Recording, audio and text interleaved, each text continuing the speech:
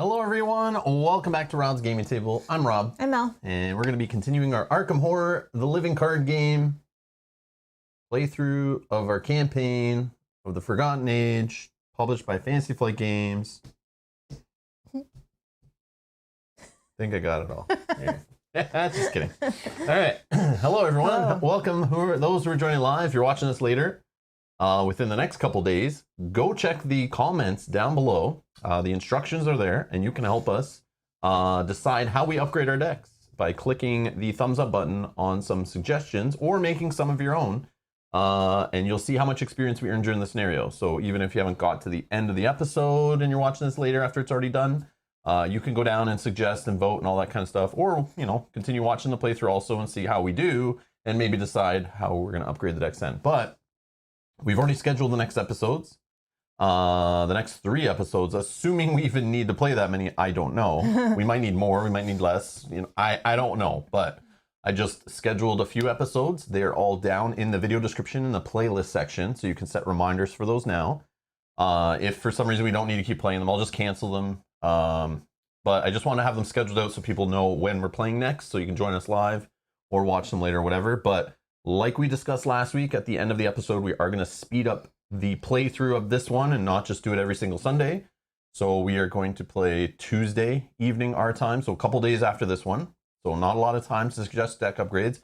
If no one suggests deck upgrades, we can either A, decide our own, kind of look through them. If no one suggests, we'll just kind of do some last minute decisions and maybe do a poll at the start of the next episode and just say, you know, I can't decide between this card or these 2 cards. Like, what do you guys think? And you guys can vote in the stream, or we just save the XP and not care and just move on. So we can do that also. But yeah, so if you have a suggestion, you're watching this live, once it's finished, the comment section will open. Get your deck suggestions in quick because the next episode's only like 2 or 3 days away. 3 days? Sunday, Monday, Tuesday? 2 days away. 2 days, it's like yeah. 2 days. So yeah, so it's gonna be quick. So if you have a suggestion, it might just win because it might be one of the only couple. So we'll see. And then the next episode after that is on Thursday, only a couple days after that. And then we're back again Sunday. So there's 3 episodes there. If we need to keep going beyond that, we'll just schedule more beyond that. That's fine. But what we're trying to do is Mel has some vacation coming up again. And for those that saw her vacation last time, she's got like so much she built up. Remember all that time when she wasn't playing with us and you know, earlier in the year, COVID last year, and she's overtime, couldn't play, all that stuff. Yeah, she banked a lot of hours, a lot of vacation time, so she's just taking weeks here and there, and we're going on like little day trips and stuff. But this time I'm taking 2 weeks. Oh, don't tell them that. Oh, sorry. They don't know when. Then they'll be like, if we're not streaming, they'll be like, what are they doing if they're both we need a few days for us. Obviously, but yes, we'll be streaming. Obviously. Yeah, we'll take advantage. But so Mel's off in like a couple weeks. You know, I'm not sure which days we're doing streaming, which days we're not doing streaming. I'm not sure yet at this point. But the theory is that we can finish this one up before her vacation starts. Whether we don't make it to the end or we do, not sure if we still have the same investigators by the end of the campaign. Oh, we'll see. But the idea is finish up Forgotten Age. Then we will do a poll. So if you support the channel and you are over on Patreon, you're a producer or a supporter and you have access to vote on polls, or you are a YouTube member and you've clicked the join button down below and you support the channel financially. Because without you guys, we wouldn't have all these damn Arkham packs right now. So we appreciate the support. But you get to vote on which campaign we play next. And we might play a whole campaign like over a week and just stream it. So like a couple scenarios in a day kind of idea. Same way we're kind of playing Madara right now, where, you know, on the daytime streams, you know, the Saturdays and whatever, we, and when Mel was off last vacation, we would play like 2 scenarios in the same day. We might do the same. So we might just power through one. And it'll be kind of cool. I want to experience that way because then I'll remember the story. I'll remember what's going on. I'll remember decisions. As well as our decks. We'll be very familiar with our decks. Yeah, and I'll remember, I won't have to ask Mel questions like, do we have such and such card in our deck? Like, did we get this story character last time? I have no idea who got it. Let's find out, you know? Like, because a week between each playthrough, like, we do stuff during the week. We play other games. We forget. Like, it's hard one time a week. So we're going to try this, another experiment. We're we're gonna play this one a little quicker, and then what we're gonna do is just in a week play a whole campaign. So you guys will vote on which one we play, and then if we have time, we'll maybe do the investigator voting, and maybe we'll just pick investigators from that expansion. But what we're gonna do is basically open up the whole card pool, and we'll just, you know, if you guys wanna, we'll do something kind of deck building, or we'll just net deck something. I don't know. We'll reach out to our, you know, our producers in our private producer Discord who have suggested decks in the past, and you know, maybe if they want to kind of work on some, or if there's not enough time, you know, we can post a couple deck lists we find online that look interesting to us, and then, you know, get their feedback, or they can choose between a couple or something like that. I assume we won't have much time. That's the only thing I'm thinking, because I don't know when this one ends. But if it ends a lot earlier than when your vacation starts, Yeah, we'll have. then we have time to do all time. these polls like in the previous playthroughs, Mhm. where everyone can vote on decks and investigators and all that kind of stuff. But if we're continuing to play this one right up until Mel's vacation, we might just do a quick and dirty poll for like, you know, 48 hours. You guys decide what we play, and then boom, we just start playing it. We'll quickly get some decks and just get into it. So, but yeah, that's what our plan is, to get through another one before Edge of the Earth comes. So originally we were talking we might only get through one more, maybe two, maybe none, maybe just this one, and then we play Edge of the Earth. But I think that's what it's called. But yeah, so we want to play Edge of the Earth with everyone else, you know. And we saw some good comments before. It's like, yeah, you probably want to, like, we've been wanting to catch up. I thought we would have caught up as soon as the Innsmouth finished. Back when we started getting this game, I thought, oh, the way FFG released packs, and there's always delays between packs, like we experienced in every other LCG we've played, where it's like, oh, packs come out monthly. Yeah, right. 6-month delays. But yeah, so we thought the game would release slower. Like, we didn't think that current cycle, the Innsmouth cycle, would be like, you know, we thought we'd catch up when that was like finishing. But that's done and gone, and the next one's on its way. So We have 3 more cycles yeah, after this, yeah, and not including Edge of the Earth. correct. Okay. So if we can power through one, we'd So- only have 2. Okay. Okay. Yeah, and then we can play that other one later. Like, we'll get through Edge of the Yeah. Earth, Yeah. and I doubt FFG will have another one like already Right ready to away. play. Yeah. Like, that one will take us, you know, a couple months or something. But yeah, we'll see. But that's our plan. So we're just going to see if we can play through one more before we get to Edge of the Earth. And I know you don't have to play them all in order. We were trying to do a progression type series where we experience the game slowly. Everything I read online, I saw a post today or yesterday on Reddit that a new player comes in and says, "Hey guys, I just collected everything from Arkham. I got the first set, the core set, at the start of COVID, played it, loved it, and then has been collecting everything since, but hasn't played anything since, and just completed their whole collection, all the packs, everything. And now they ask the community, how do I start with this giant card pool?" And a lot of people are recommending, oh, just, you know, play through cycle by cycle, your choice of which order. And, you know, maybe only combine the cards from 2 cycles, you know, player cards, so you're not overwhelmed with a huge card pool.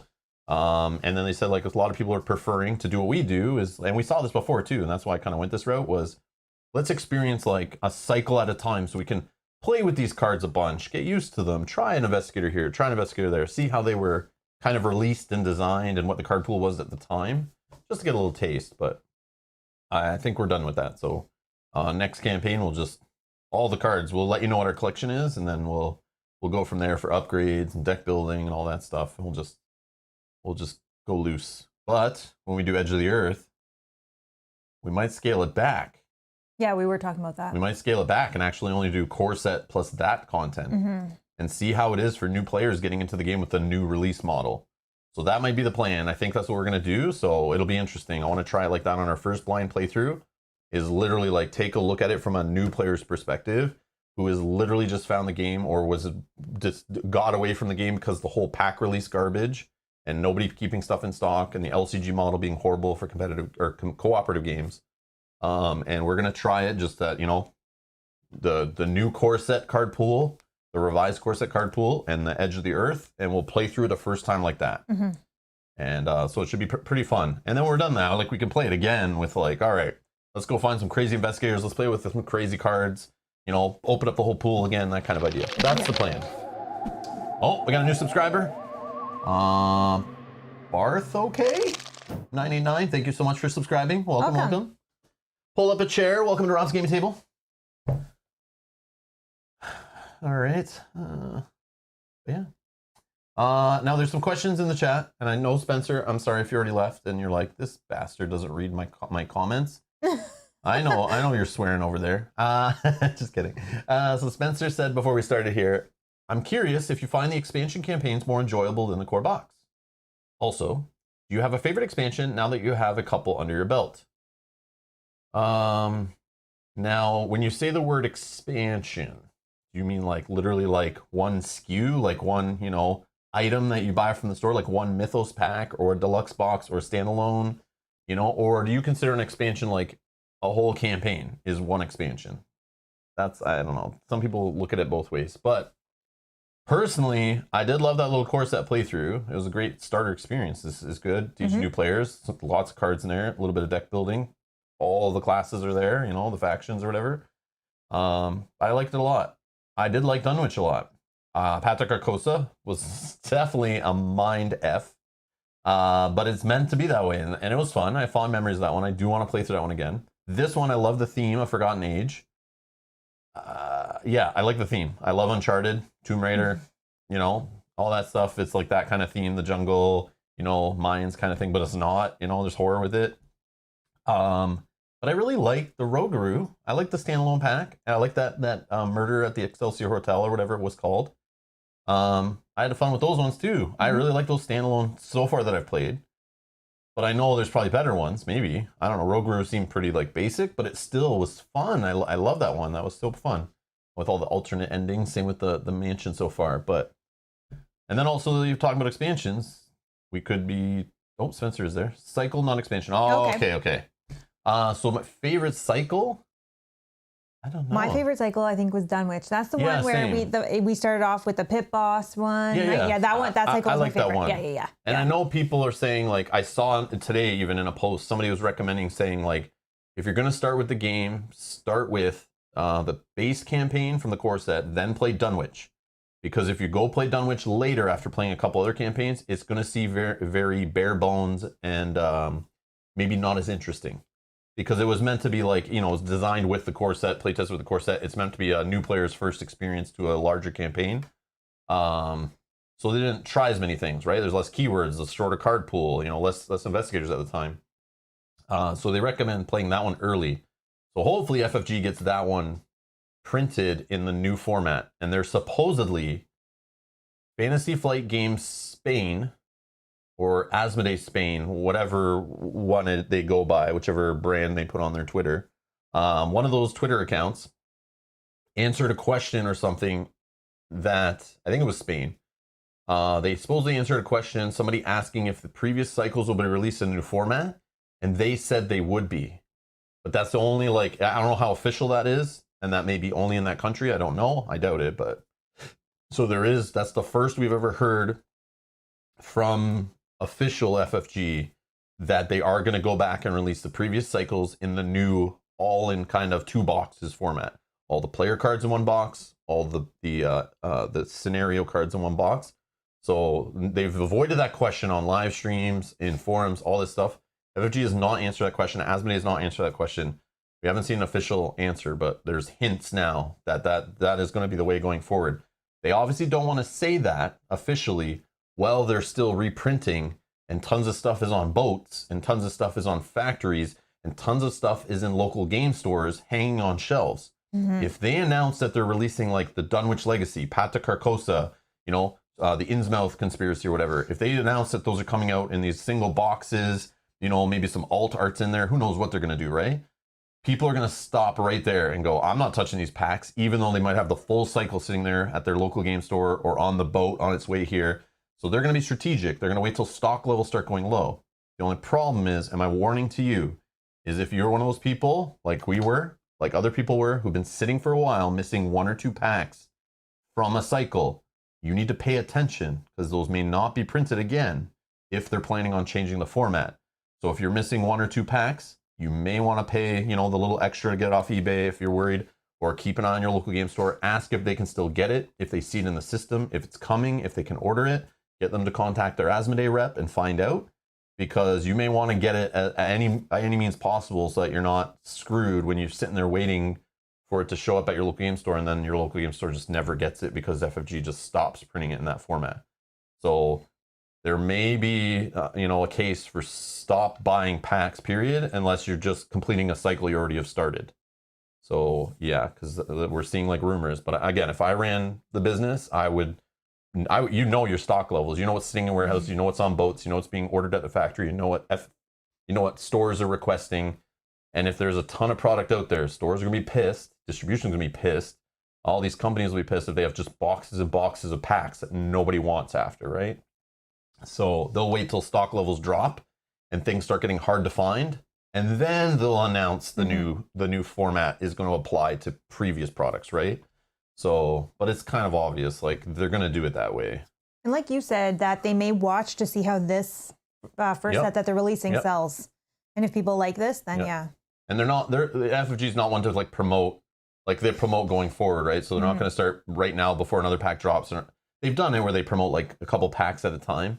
But I can't see them like overshadowing this current expansion by start throwing in your face like, hey, new players, you can go back and get the other stuff. No, they want you to buy this new one that's coming, right? And then after that, you can collect whatever. But yeah, that's my thoughts. But yeah, pay attention to that stuff. But Spencer, you're good. I don't know. They're all cool. Everyone likes different stuff. I see for Forgotten Age, we're playing it. And originally people were like, this is the worst one. And some people were like, this is my favorite one. Some people are like, this sucks on the first playthrough. Some people are like, that first playthrough was the best first playthrough I ever had playing Arkham. It's up to you. It's your experience of what happens in your playthroughs, what investigators you have, the random draws, the themes you like, maybe everything worked out, and you just get, you love the story cards you get in your deck. They just work and all this stuff, and you make some cool choices. You fail and you're okay with it. You don't mind getting bitten by snakes over and over again. That kind of stuff. And this might be your favorite one. So it's hard to say, like, we're also not done this one yet. Yeah, we're not done this one. If this is... So it's hard to say, but so far I've liked everything I've played. And of course, there's frustrating moments all the way through, but I would not... They can tell. I would not expect an Arkham game to not be frustrating at points. We just know this. I've been trained off Mansion Madness 2nd Edition. So I expect to be frustrated. I expect to lose. I expect things not to go my way. You're supposed to feel hopeless. The game's against you. You're not supposed to ever feel strong and winning and everything's under control. If you are, you're playing with, you play the game too much and you're playing with broken cards. And that's where the taboo list comes in. But yeah, I don't know. I don't know what to tell you. But from what I read online, from experienced people who are caught up, you want to play Dunwich Legacy earlier in your venture before you start playing, the Carcossas and the Circle Undones and the Dream Eaters and all that stuff. Because if you go back to Dunwich later, it's supposedly not as interesting. It just seems kind of boring at that point with all the crazy stuff they eventually start doing in later scenarios. That's what I keep reading. It's not just one time. I've seen that many, many times for new player recommendations, what order to play the game. I was researching it for a while before we got into it, and that's what I kept reading over and over again. So that's that's the information I'll pass on to you. But again, don't take my opinion as a grain of salt, man. I don't know. I obviously like the game, but yeah. I'll play whatever.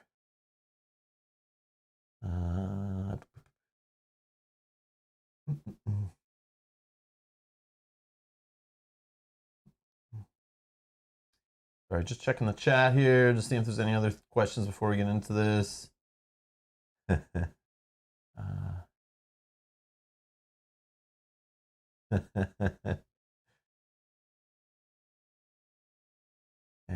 Barth, who subscribes, says, just dropped in to say, just discovered you guys the other day, and I've been working my way through Clank Legacy. Keep doing what you're doing. Love the channel. Have fun, guys. Awesome. Thank you, Barth. Welcome. We appreciate it. Yeah, Clank Legacy. That was a good one. Yeah, that's another one that we played real fast. Yeah, we powered to that one because we were loving it. Again, I think I was on vacation. Yeah, we were just playing the crap out of that one. Like, oh, you want to play another one today? Sure. We weren't planning on it. Let's just keep the stream going. You want to play tomorrow? Let's schedule another one. Like, we were just hooked on that game. It was fun. I wish at the time we could have played it with 4 players, but again, that was COVID time, right? Yeah, that was mid or like right in the... Yeah, the swing of COVID. Yeah. Oh, did you say a bad word? Spencer says, wife says I'm not allowed to curse in front of the kids, so no cursing, lol. Did you curse? Did I? If we did, so I sorry. did last episode maybe, but... It wasn't me, but if you said something, I didn't notice, but... Sorry, Spencer's kids. Or are they talking about the H word that I keep seeing dropped in the chat? They're trying to get me to say I Hotel see. Alpha Tango. Oh, I guess that's not right. I don't know what's happening. They're trying to do Haster. Trying to get me to say Haster. Oh, I'm sorry, I just said that again. Oh no. Okay, I thought you said a bad word. Circato says, looking forward to see the revised core set card pool and might get into the game again. The revised core set card pool, all that's different supposedly is they add for cards in the core set. They just added a few more higher XP cards, like not level 0. They added a few more, 1 to whatever, 4, 5, whatever, from the earlier expansions. So I'm assuming from Dunwich, if they're saying earlier expansions. They added just to give the players, when you're playing 4 players out of it, some more choices when they're upgrading their decks. So they probably looked at how they designed the Investigator starter decks and how many options you get in there. And they probably want to mimic that for each of the 5 Investigators in the base set. And supposedly all the Investigator cards are together like an Investigator starter deck in the revised core set.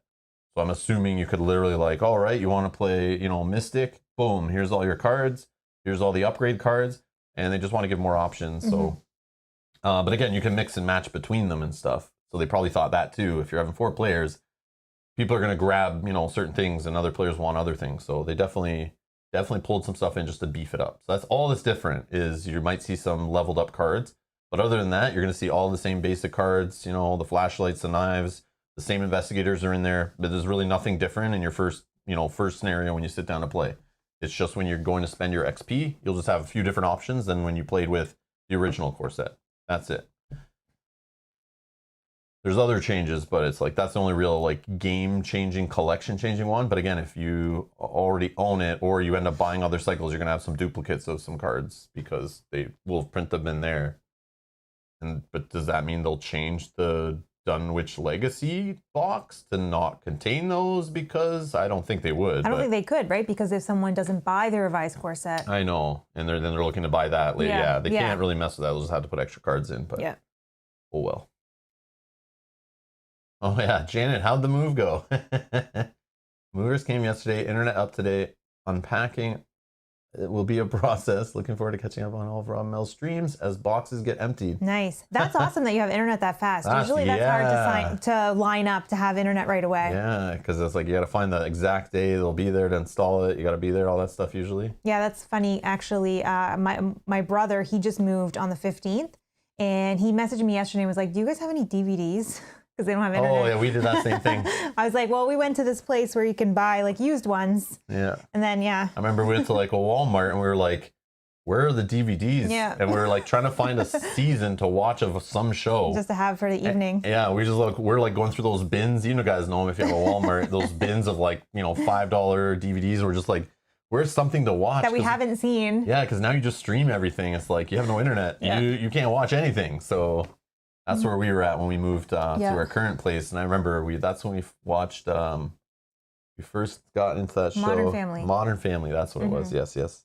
Yeah, we got the first season of that and watched it all on DVD. Yeah. And that's when I realized we didn't have a DVD player, and then I was like, oh yeah, that's what the PlayStation also does. It doesn't just play games; it can play DVDs. Excellent, because I don't have a DVD player anymore. But that's good that your move went well. Good luck with your unpacking. Cynthia, Into Deep, I know that came out here a couple months ago. There was a wave that hit the US and Canada at least, like about 2 months ago, I think. And that's when we got it. And I saw people posting online that was a hard one to get. But FFG did reprint it. So if it showed up in the UK a couple months ago, you might not see it for another, they do it like every 6 months is what people say about that, is when you'll see a wave of that pack come again. So you might keep an eye out over the next 3-ish months to 4 months. If it, unless it doesn't show up then. You need to find out the last time it showed up in the UK, and then 6 months from that is when it should show up again. Hopefully. And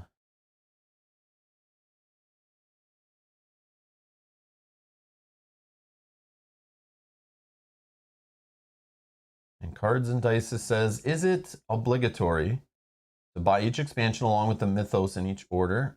Meaning, if the story from Path to Carcosa carries over... No, they're all separate. So how the game's designed is there's the core set. You need the core set, supposedly. So get a core set. or 2 if you're buying the current one. If you're waiting for the revised, wait for that. It's coming out later this year. And that's what you need to start. There's a little campaign in there, but then after that, literally, you can get any campaign you want or any standalone scenario and pair it with the core set, and you're good. Like you can get and what's recommended. I remember seeing like posts and videos and stuff of people recommending just go get the current cycle that's available. So last cycle that was just coming out was the Innsmouth Conspiracy or whatever. That was the last one that was like currently releasing, and they usually have a couple prints back to back. With a new product, so that one might be the most available one. But basically, just look at your local game store, and whatever one is fully in stock, the full campaign, just go for that one as your first campaign. Doesn't matter, because don't chase packs. And again, because they're revising how the release model's going, don't start picking up packs for Dunwich Legacy if there's only like 3 out of whatever 7 or 6 or whatever in stock anywhere you can find. Because they may not be printing any more of those because they're getting ready to launch it in a new format, new release model. So I would only recommend buying a cycle right now is if you can find all the packs and the lockbox together. Grab it if you want, but it will be cheaper according to the price of the new release model if you just wait and buy the 2 boxes, supposedly. But again, I don't know prices everywhere and what friendly little game stores mark up the products for and stuff. But yeah.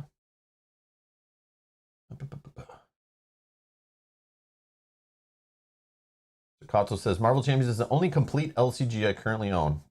Rookie. I think he said that he sold. He sold all your Arkham stuff. Yeah, okay. Yeah. But now is maybe regretting it slightly. Yeah, man. Sorry. Yeah, Marvel is like no cards yet. It's like still such a baby LCG. Mm-hmm. Like they've released a bunch for it, but that LCG is still like a baby LCG. There's not like the cycles that hasn't been going for years, just pumping out cards all over the place. It will get there quick though, because they've been pretty on that game. And they've got like 2 or 3 years planned already with stuff already done, finished, that kind of stuff. So it's pretty crazy. But yeah, I just remember getting into Game of Thrones, the Living Card Game, first edition. And I don't remember what cycle they were on, but it was something crazy. Like they were on cycle 7 or something. Or I don't even remember. Maybe it was later, maybe it was a little bit earlier. But I just remember like, whoa, what's a cycle? And then looking, and there's like a deluxe between each cycle. So Arkham, like, yes, it's got many deluxes and cycles they've released. Dunwich, Carcosa, we're in Forgotten Age, Circle Undone, Dream Eaters, Innsmouth Conspiracy. So they're only in the 6th cycle is just wrapped up. 7th has been announced. That's like nothing. Based on my first LCG experience getting into Game of Thrones, when I just saw the pile of cards, and then it just kept going. They got up to like cycle 11 or something, like maybe even longer. I don't even remember. And like the amount of keywords, every cycle added a new bunch of rules and new keywords and stuff.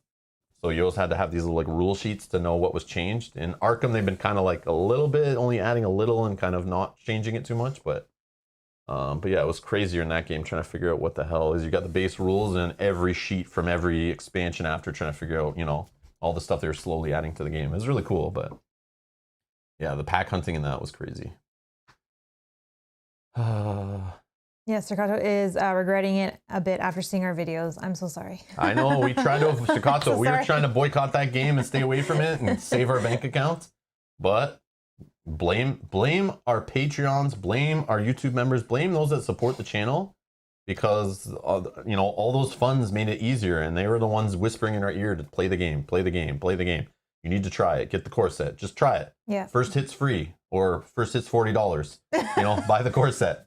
And we gave in. We're like, all right, it's their money. Like, we're getting supported. I use that money to buy games, addition to our money. But it helps me be able to get some of these games that may be a little pricier. Because without making any money from this channel, I would not have touched Arkham Horror. I know what's involved with an LCG and how expensive that can get. And yeah, I knew. That's why I avoided it. And that's why I jumped into Marvel instead, because it was just starting. And it's like, it's a little easier to, but when you're trying to collect a previous LCG, yeah, it's tough. It's tough.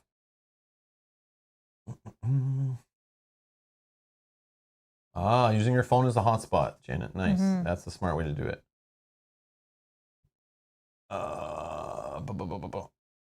Okay. Let's talk about our decks. I know Bob is here. Yeah, that's what I want to do. Perfect. Let's talk about our decks.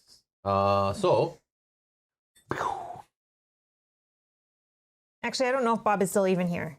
Bob, are you still here? Hopefully he's not. I mean, hopefully he is what I should have said. Oops, that slipped. So Jack says, nope, it's not Jack. So the voting on the deck. So Nicholas. Thank you, Nicholas. Nicholas, thank you for taking the time to recommend some upgrades from last week, how to spend our experience. We appreciate you. And Bob, thank you for suggesting how I need to upgrade my deck. But I only had one option. So you were just the auto people winner. are on vacation now. We're playing in the summer, so I understand why we're not getting as many upgrade suggestions. This happens every year. Yeah. I play in the summer, just less people interact with the channel. Oh, Bob is here. Okay, good. All we good. have a question for you, Bob. Yeah, Bob. So we picked Nicholas upgrade this one 1. So we did Moment of Respite, level 3. A neutral card that heals 3 horror and draws you a card. Yes. But you have to have no enemies engaged with you, I think, or at your location. Mm-hmm. Could work first turn to heal the horror you start with from the mental trauma. Yes, thank you. And remove a disc of Itsamna. Okay? Thanks, Ganji. Much love. Have a great day. You too. Have a great day. Enjoy your Sunday. There it is. Boom. Thank you. Thank you so much for the support. You have a great day as well. Enjoy your day. So Bob, you were the only suggestion for Mateo. So you won, and it got 7 votes. Like, holy, with no competition. It's easy. And then he even says, nice, easy one this week. 1 thermos for 4 XP. Replace 1 robes of endless night. You need something to counteract the trauma both of you are starting with each scenario, starting each scenario with. You keep running out of health, horror, a 3/4 of the way through the scenario. I totally agree. Yeah, agreed. But then I went to modify the deck this morning, and the only thermos I could find, I even altered my collection. The only thermos I could find was this one that costs it only, like it's 0. It's 0. It's a 1. Like it's a level 0. Yeah. But it's 1 XP to put in the deck. It costs 4 to play. So is this the thermos you mean? And if so, then we're saving all of our XP except for 1. So Mateo will carry forward 3 XP. Or did you just not finish your comment maybe? Or did you think this cost 4 XP? Oh yeah, or yeah, maybe. By mistake. So Bob, since you're the only vote, and this doesn't cost extra XP unless there's some glitch on Arkham DB and we couldn't find another card named Thermos.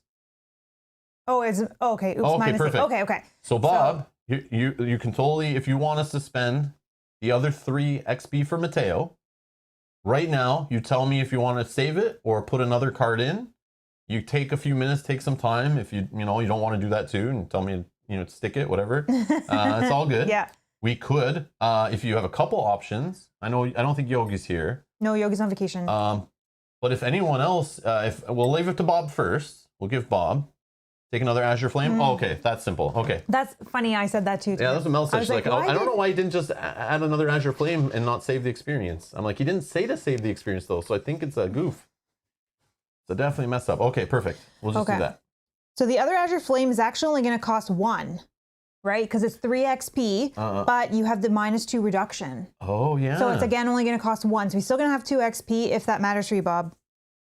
But I'll get that out while you're thinking. I was on it. Because I was thinking about that this morning. I'm starting to learn these cards a little bit more now. Obviously, with all of this. So if you want to think about it for a minute, Bob, and since we have the experience of the arcane research, 2 of them, right? The deduction, if you want to decide something different, a different spell that's more expensive, or spend the other 2 XP, or just save them, you take the time, figure it out. We're in no rush. We'll talk about Mel's deck for a bit too. And yeah, so we'll just leave that open till we finalize. And then Ursula, with her 3 experience, Nicholas's was Moment of Respite. Here it is, 3 XP, 2 willpower icons. Play only if there are no enemies at your location.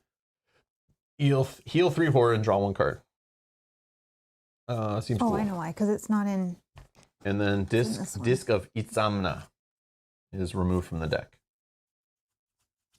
Oh, yeah.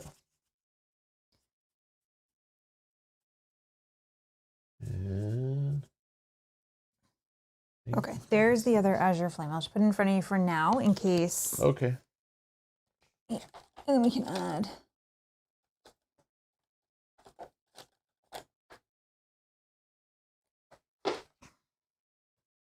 Yeah, Bob's probably looking up cards right now. No, that's okay. Take your time. Take your time. That's fine. Yeah, you do still have No two, but pressure. it's up to you if you want to use them. Yeah, but since you're the only suggestion this week, like it's all the power's all yours. So if you want to say, save the other XP, give me a few minutes while I search, or just just don't worry about it. Like it's all good. Just take that. If anyone else watching has other suggestions, feel free to throw them in the chat. Give Bob some ideas too. Yeah. If he's looking through how to spend. If we're taking an upgrade Azure Flame, how would you spend 2 more XP with the collection of basically 2 core sets, all of Dunwich, all of Carcosa, Forgotten Age, and all the Investigator starter decks? So basically any card in there for Father Mateo, and the deck lists are linked in the video description. So feel free to do that, and then we can read the intro of the scenario 2 to kill time. So don't feel rushed. No. No worries. I should have said this at the very start of the episode. That's okay. That's okay. I totally forgot. Or Bob wasn't here yet, I don't think. That's Maybe okay. He was. But here's a quick, easy question for you. I don't know. This is from Cards and Dices. I don't know if you mentioned on past stream. Is there any plan to play the new expansion from Journeys to Middle-earth when it releases? No. There's no plans. We want to play it. We will play it. I don't see why not. Unless the last DLC really sucks, and I just don't want to play any more of the game. Because the previous one was cool, but not as good as the other ones. So hopefully this next one makes up for that and gets me going again. But we would have played it already if not for COVID. Yeah. So we're playing them in order. So we still have to play the DLC that came out last fall before we even buy or touch the new one. So I don't care about the new one right now. We need to complete the current one and make sure we still have a third player to play with us, and you go through it. I only want to play the game 3-player really. Yeah. Going forward, so. So yeah. So no plans right now, but like most likely we will. Yeah. But I don't want to make promises, and then we start playing the new one, and then our other player decides they don't want to play anymore, or we just don't want to play after that one or something. Because there's other games, so many other games. So we'll see. Depends how many people are watching too. So Cards and Dices, if we're playing the last campaign that released and we realize no one's really watching it and no one cares, we just won't keep going. We have other games that I'm sure people would rather watch if we're seeing low count. So that's the other thing too. Yeah. So we'll just go by that. Okay, so Bob says, I would take a second thermos for the 1 XP and save the last XP, dump the other Robes of Endless Night for the thermos. And then Ruben also had a suggestion, but I think Bob is fine with what he has. If you have an extra 2 XP, you might look at upgrading Rite of Seeking or Ward of Protection, but says, but Bob has Final Save Course.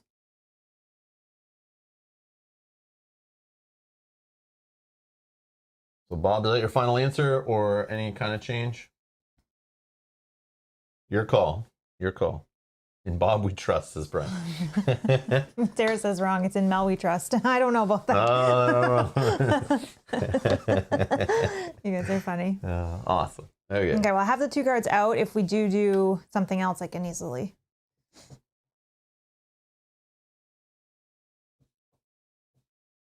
But also, Ruben, after this episode finishes, and after this episode's finished processing, like after the live stream ends, depending how long it is, it could take 10 minutes to finish processing. It could take a couple hours, But once the comment section's open down below, feel free, Ruben, get involved and recommend some stuff. Come back to the episode later and recommend some things or vote on some things. And you can be the one maybe that helps manipulate our deck, how we spend our XP or save our XP or whatever going forward. But feel free to throw suggestions down there usually too. We do appreciate it. Yes, thank you. Give it a second for Bob to say. You might be thinking still, which is fine. Yeah. Which is fine. Yep, take your time, Bob. Just let us know when it's locked in and that's final. Yep.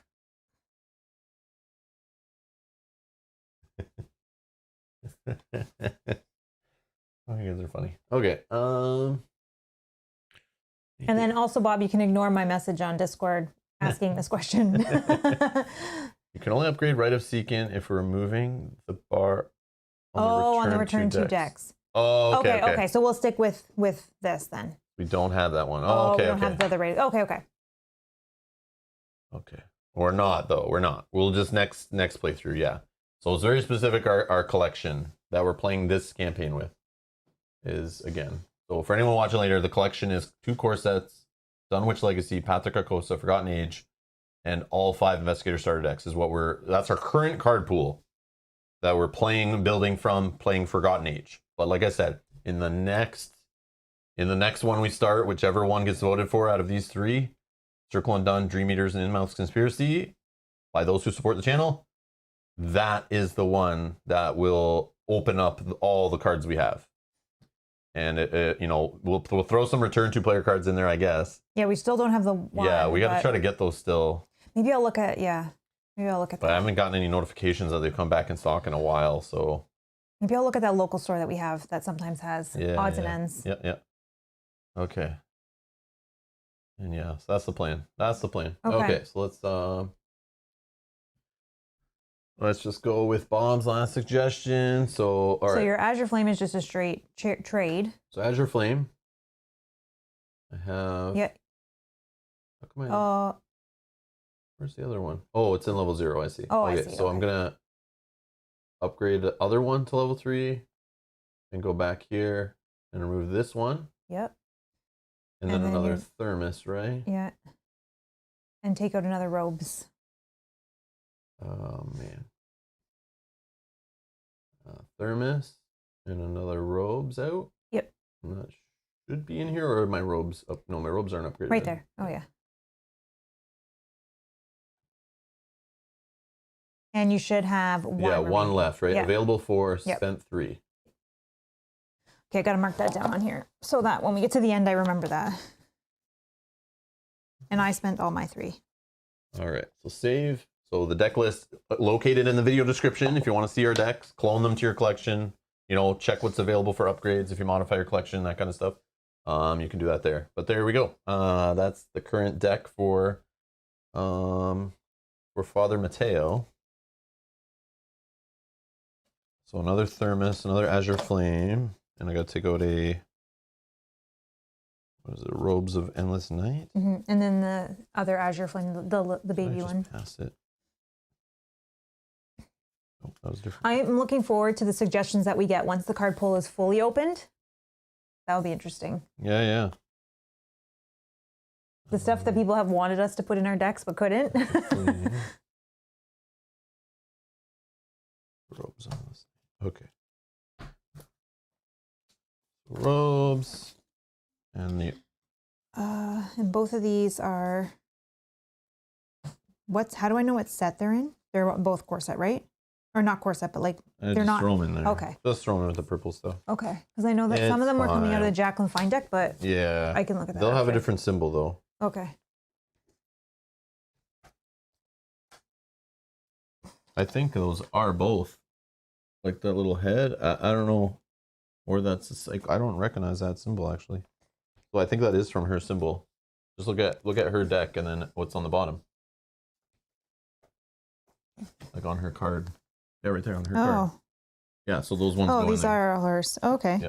So if they have that same symbol, they all go in that deck, or in that available pool. Oh, I might have put some of these ones in. Yeah, I probably did too. It's all good. I just sort through it later. Just find all those symbols, put them back. Okay. Yeah, if I was going to play with those decks again, but again, we have now 2 copies of them. Oh, so these ones can just get. Yeah, they can just go in the pool. Yeah, because we have all 5 Investigator starter decks sealed upstairs for when we have other players finally join us who are fully vaccinated and want to play with us. And they don't have to mess with our pool that we're currently playing on stream and stuff like that too. So, or they can maybe join us on stream. We'll see. Can you check the updated deck? It says plus 3 XP Azure Flame and plus 2 thermoses. Yeah, but remember, it should be reduced by 2 arcane researches that reduce the spell cost by 1 each. Oh, I see. Okay. So the math is kind of weird, but it seems to be working. Yeah, because you had 4. Yeah, I have 4 XP. Technically, you have 6. 1 is a spell. If 1 is a spell. Remember, the Azure Flame Azure Flame. Upgrading, I think, doesn't it save me an XP too, or does that work, Raw? Okay, perfect. Okay. Yeah, okay. We're good. Yeah, it's weird.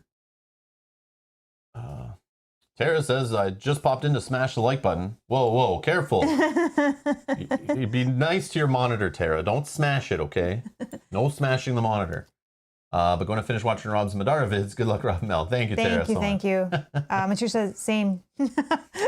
So nice. Enjoy those. Matush, how's the painting going? Oh, are you painting it? That's what he was asking, right? I think it was Matush asking about painting the bases. And painting the bases. Yes, painting yes, the minis yes, and that yes, kind of yes. stuff. I don't know. I don't know. I didn't think he was a miniature painter, but maybe he's doing like what we used to do, is just paint the base and leave the rest. Oh, and, yes, you can. Yeah, just so you can see on a table or whatever. Mm-hmm. Yeah. Awesome. Oh, I gotta shuffle this too. Yeah. Yeah. Well, let's shuffle our decks and then we'll get going here.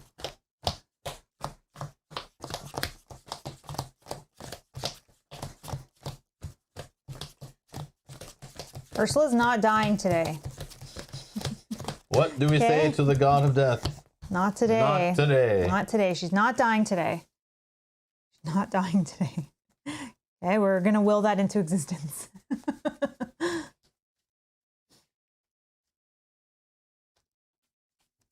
Okay, we're gonna do some of the story because when I was setting up the cards, I did see there's some possibility that we might get to have some cards start in play. Oh, okay. I think that happens first before we draw our decks and mulligans and all that stuff. And if it doesn't, too bad. That's how we're gonna do it, because I don't want to find out we can't take advantage of it because we're holding the cards in hand or in our discard or something weird. I guess in this game it would only be in our hand. Okay. All right, let's go. So we're playing scenario 5A, Heart of the Elders, part 1. Part 1. Part 1. Okay. All right. Intro 1. It has been several days since your party ventured forth into the rainforest once more, and each day the hazards you face grow more dangerous and frequent. Securing enough food and supplies for the journey is a constant struggle, and you are harassed at every turn by the jungle's inhabitants. Fortunately, you have seen no sign yet of the serpent people who attacked the previous expedition, but you're positive they are out there, watching, waiting. On the morning of the 6th day, you find the entrance. It is a huge cave opening, partially obscured by trees, brush, and vines. You nearly miss the great cavern maw altogether, despite its enormity. Surrounding the cavern's entrance are 6 stone pillars, each covered in strange grooves and carvings that glow with a dim red hue. Perhaps one of your guides will understand what this means. The investigators must decide, choose one. So we could decide to let's consult with Ichitaka. Choose this option only if Ichitaka is in an investigator's deck, which we do, and then we would proceed to intro 2. We have let's consult with Alejandro. Choose this option only if if Alejandro Vela is in an investigator's deck, which he is. He's in Mel's deck. Mm-hmm. I have Ichitaka in my deck. Let's consult the Expedition Journal. Choose this option only if the Expedition Journal is in an investigator's deck, which it is. It's in Father Mateo's deck also. And then, or we could choose, I wish I knew more about this. Skip to setup. So I'm not sure what to choose here, but we are technically allowed to choose all 4 options for once. We're not locked out because we, did you record in your campaign log that your shoes are tied? That kind of thing. Like, so if so, skip this, or if not, do this. So we could just choose straight up. Yeah, I don't know. I don't know what to say. Do we want to look at the cards? Do we want to have the chat vote? Like, I don't know. Yeah, we can look at the cards and then have the chat vote. I mean, okay. Let's do a poll. Let's do a poll for fun. Yeah. Because I don't know what to pick here. Some of you will know what is maybe better, what is not. But again, you only have one vote, right? So it's like some people watching who don't know, just pick random, whatever you like. We'll show you the cards so you know what you're picking.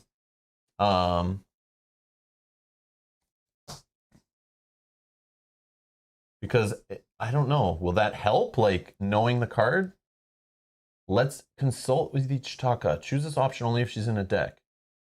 Or maybe I'm assuming it's something like like if they need to be in your deck, either we're gonna lose it, draw it, put it into play. I think I saw put it into play was the thing, right? When I was setting this up. Yeah, see, it's put into play. So I already saw it, unfortunately, when I was trying to get the cards out. Yeah, that's what it was. I thought so. Yeah, it's right there. Begin with this in play. Yeah. That's what I saw. Okay, perfect. Yeah. I couldn't remember, but okay, let's yeah, let's do that. We'll show the cards. Or we can do the not put any into play.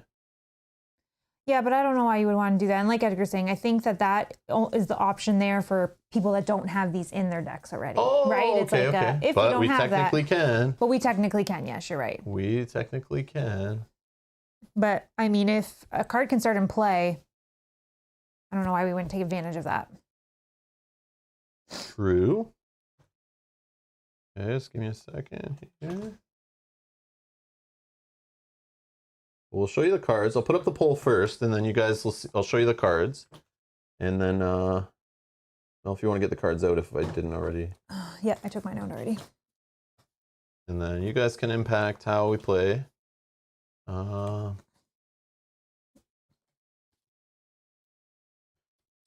What should we do? Ba, ba, ba.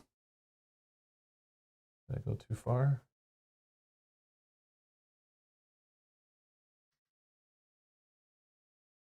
Oh wow, there's a limit on the text in there. Okay, cool. All right.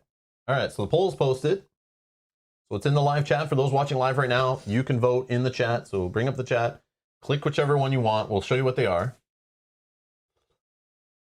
Whew. Pass. Oh, so we got the first one was Ichitaka, and it's in Father Mateo's deck. She costs 4. I guess Father Mateo would have +1 fight, +2 fight instead while attacking an enemy with victory X, +1 agility, +2 while trying to evade a vengeance enemy. And after you add an enemy to the victory display, you can exhaust Ichitaka, and you and Ichitaka each heal 1 horror. And she has some horror soak and damage soak, 3 and 2. Okay, That's option 1. Alejandro Vela is in Ursula's deck. And he's an ally wayfarer. You get +1 skill value while investigating an ancient location. I don't know if that will come into play here. But it has almost every single time, I feel. Yeah. And then you have an action on him that you can spend. If you are at an ancient location, exhaust him to draw 2 cards. And he has some horror and damage soak. He only costs 2 to put in play. Yeah, I probably won't take advantage of that because I don't want to draw cards. And then we have Expedition Journal, cost 2. It has, you may take an additional action during your turn, which can only be used to explore. But the problem is Father Mateo, and I don't really explore very often, but I mean, usually exploring, you can just succeed sometimes. He does have 3 intellect. So, maybe on some Shroud 1s and 2s and 3s, just getting that free explore, maybe he can gather some clues. Sorry, I think Explore is actually going through the Explore deck. I'm sorry. No, that's okay. I was thinking it was Investigate. Yeah, no, that's Explore is going through our Explore deck. Duh. Yeah, sorry. I read it as Investigate in my head. That's okay. Which is not bad, because Father Mateo, last scenario, I just sat there exploring. He was the Explorer. Yeah, because he has a high willpower. Actually, that's really good. Okay, I didn't realize. I thought it was Investigating. Duh. You know why? Because I see this on the left. And I just thought it's like an Investigate card. Like, I just think that's when I would see a bunch of those. It's usually a card that helps you investigating. But those are the options, or take none of them. So you guys vote in the live chat. Feel free to select whatever, and I'll close in about a minute.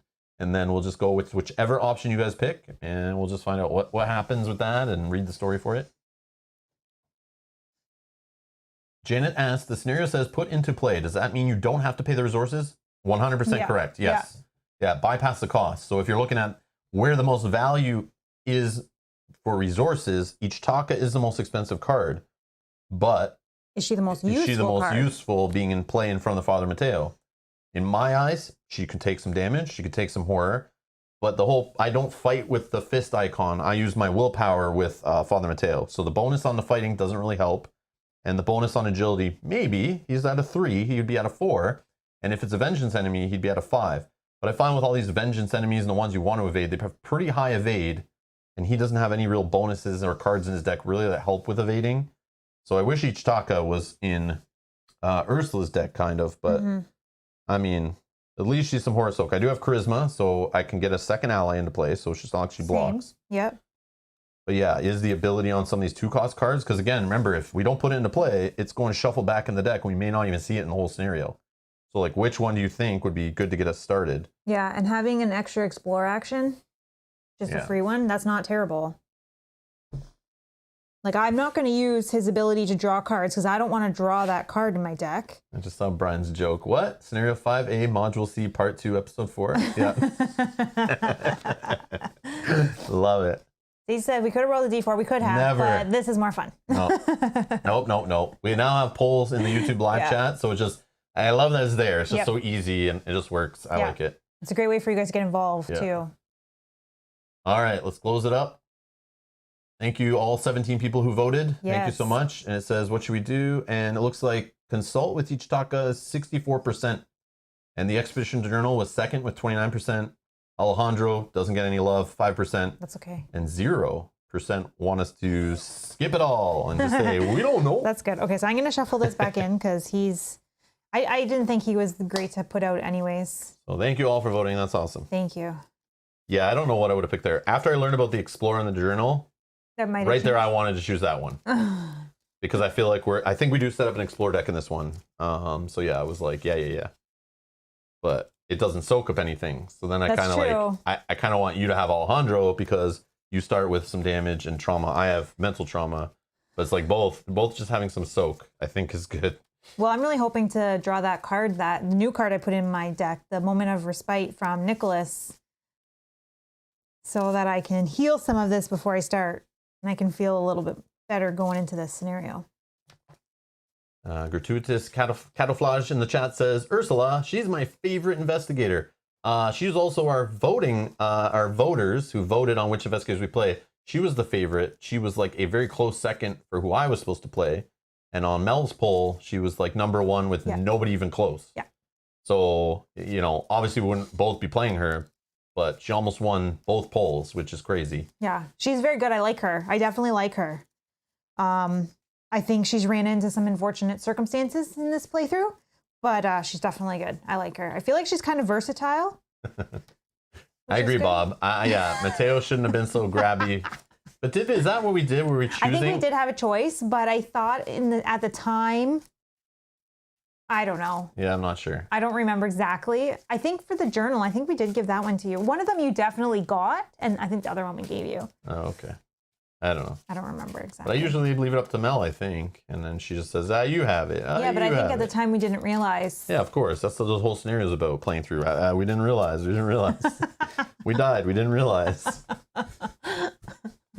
Do we want to draw our hand or do we want to just... I'm going to keep reading on this. Okay, keep reading. That's all shuffled up. Okay, so it says, so we did Ichitaka, so intro 2. The entrance is warded against intruders, Ichitaka says, cryptically. Her eyes close as though probing the cavern with unnatural senses. These pillars are the key. Each is a test of wit and will. She steps toward one of them and touches it with her palm, and its glow brightens. You notice now that that the grooves along the pillar's foundation depict a pattern you have seen somewhere before. If Ichitaka believes this place to be warded, you trust her opinion. There must be some way to break these wards. Begin the scenario with Ichitaka in play. Skip to setup. Okay, setup. Check the campaign log. If 6 paths are known to you... we have 2 paths known to us. Skip this scenario and proceed immediately to resolution 1. Oh, Whoa. my goodness. Imagine.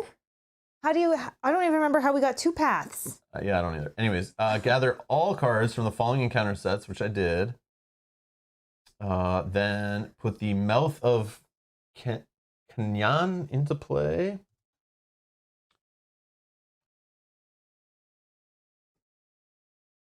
And each investigator begins play here. Okay, so let's just put that there. And we're there. Is that the right side? What the heck? Oh. Whoops. The cavern's maw. Oh, okay, I see. It has no lock on it. I was like, I don't know what side's on the right side. The cavern's maw. Okay, perfect. Okay, that's the side I think it was on. Okay, yeah. All right. Check the campaign log. Okay, got it. Your journey beyond the boundary of time has granted you insight into how to enter Kenyan, For each path that is known to you, place 1 resource on the mouth of Kinyan as a pillar token. Okay, so we have 2. 2 paths are known. Okay. Okay. If you have played this scenario before during this campaign and have reached Act 2 before. No. Okay, Meaning guys. All right. that we have to play this again. Let's come clean. It's asking. We've played this scenario 16 times this week. We didn't want to tell you, and now the game has caught us. Damn it! No, I'm just kidding. We've never played it before. But that means we may have to. Yeah, that's what I'm kidding here. Is damn it, man, I gotta schedule episode like all the way to 12, I think. Jeez. All right. Anyways, if you've played the scenario before during this campaign and have reached Act 2 before, flip Act 1 over and place it in the mouth of Nyan. No. Okay. Create the exploration deck. This is done by taking the 6 single-sided jungle cards. I think I got those here. Jungle. Is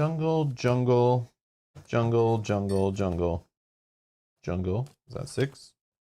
Yes, 6 jungles. Okay. They all have the backs, Okay. Okay. And then 1 copy of each of the following: Pitfall, Ants, Lost in the Wild. Lost in the Wilds, and low on supplies. Okay, perfect. And then I will spread those out nice and good. Yeah, put all those jungles to the top. Yeah, right. You're gonna shuffle too, so we'll just mix it up. Here you go. Randomly choose one of the following 3 ruins locations. Overgrown ruins. Temple of the Fang and Stone Altar. Yes. Yep. Oh, shuffle the randomly chosen one into the exploration deck and remove the other 2 from the game. Oh, so we're gonna shuffle one of these in? Yeah, I'll just mix these up. Okay, so now we have 6 jungles and 1 ruins. There you go. Pick one and shuffle it in. Don't look. I'm not. I'll put these face down. Okay. Check the campaign log. If the investigators mapped out the way forward, instead of shuffling the randomly chosen location in the exploration deck, put it into play. We did. Okay, so just grab it out of there. Put it into play, whatever it was. It's a rune. Look, these are all on the bottom. That sucks. Oh, man. Jungle, ruins. The Temple of the Fang is the one that's starting into play. 2 shroud, 2 clues. Temple of the Fang gets +1 shroud for each vengeance point in the victory display. Oh. Okay, so we got to get this Gotta quick. get the clues soon. Unless it's going to put stuff in there. And it looks like it connects to here, and this connects back. So however we want to do it. And it's victory 2. Yeah. Woo! Okay. All right, set aside each poison weakness. Okay, I'll set those aside. Put them in the paper shredder. And then shuffle the remainder of the encounter cards to build the encounter deck, which we have here.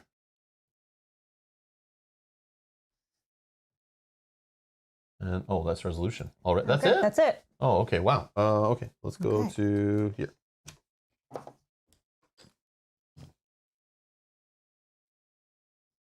Yeah, so do a quick like this, and then we can.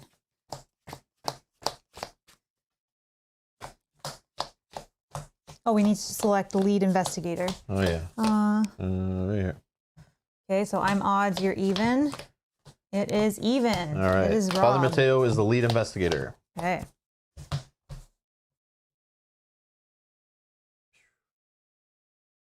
I'm just going to look at this while you shuffle that. This has some actions on it, so we can resign here. Let's make camp and solve the puzzle tomorrow. Or that's how you replay the game. As an oh yeah, true. As an action, check your supplies. If you have a compass, look at the top 3 cards of the exploration deck. Place 1 on the bottom and 2 on the top in any order. Do we have the compass? I don't know. Please say yes. I don't know. Do we have a compass? I love when we had that thing before we were doing that. So good. It totally makes the scenario easier. Yes, Rob has a compass. Yes. Yes. All right. So we can do that. Oh.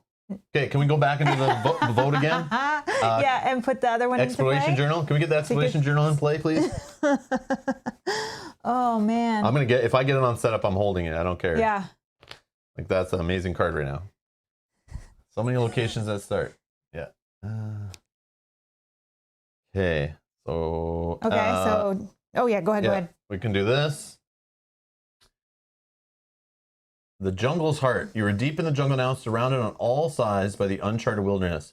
All around you, the rainforest sings. Its lyrics found in every chirping insect, every snapping tree branch, every serpent hiss.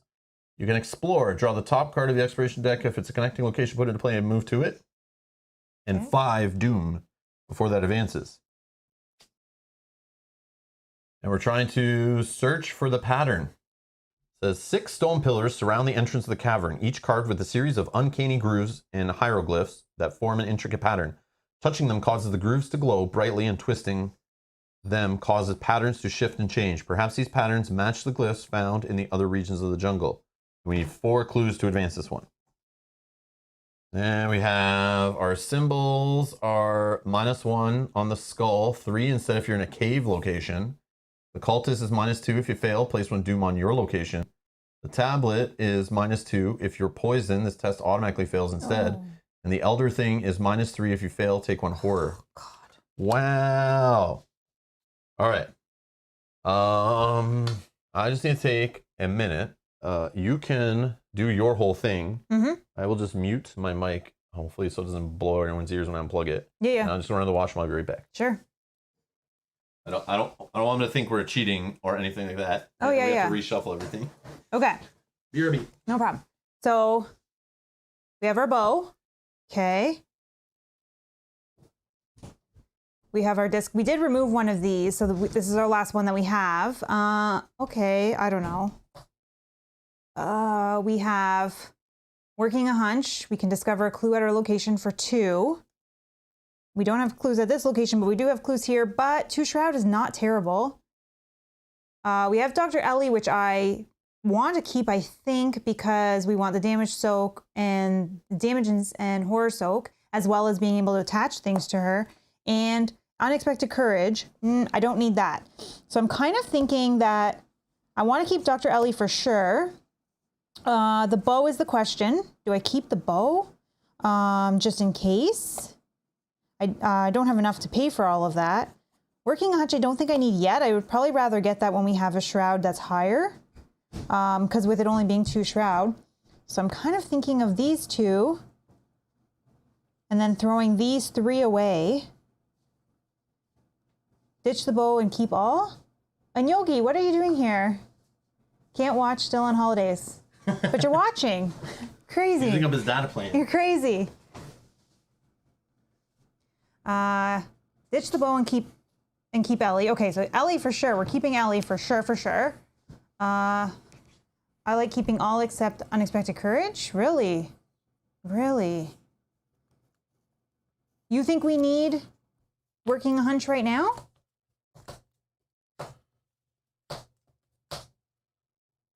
I don't think we need, because I don't, If it helps, here's just what I drew. Oh yeah, I guess that does just to help. see. So grotesque statue, I want to keep it so bad. 2 guts, love them, but I know people will tell me not to keep them.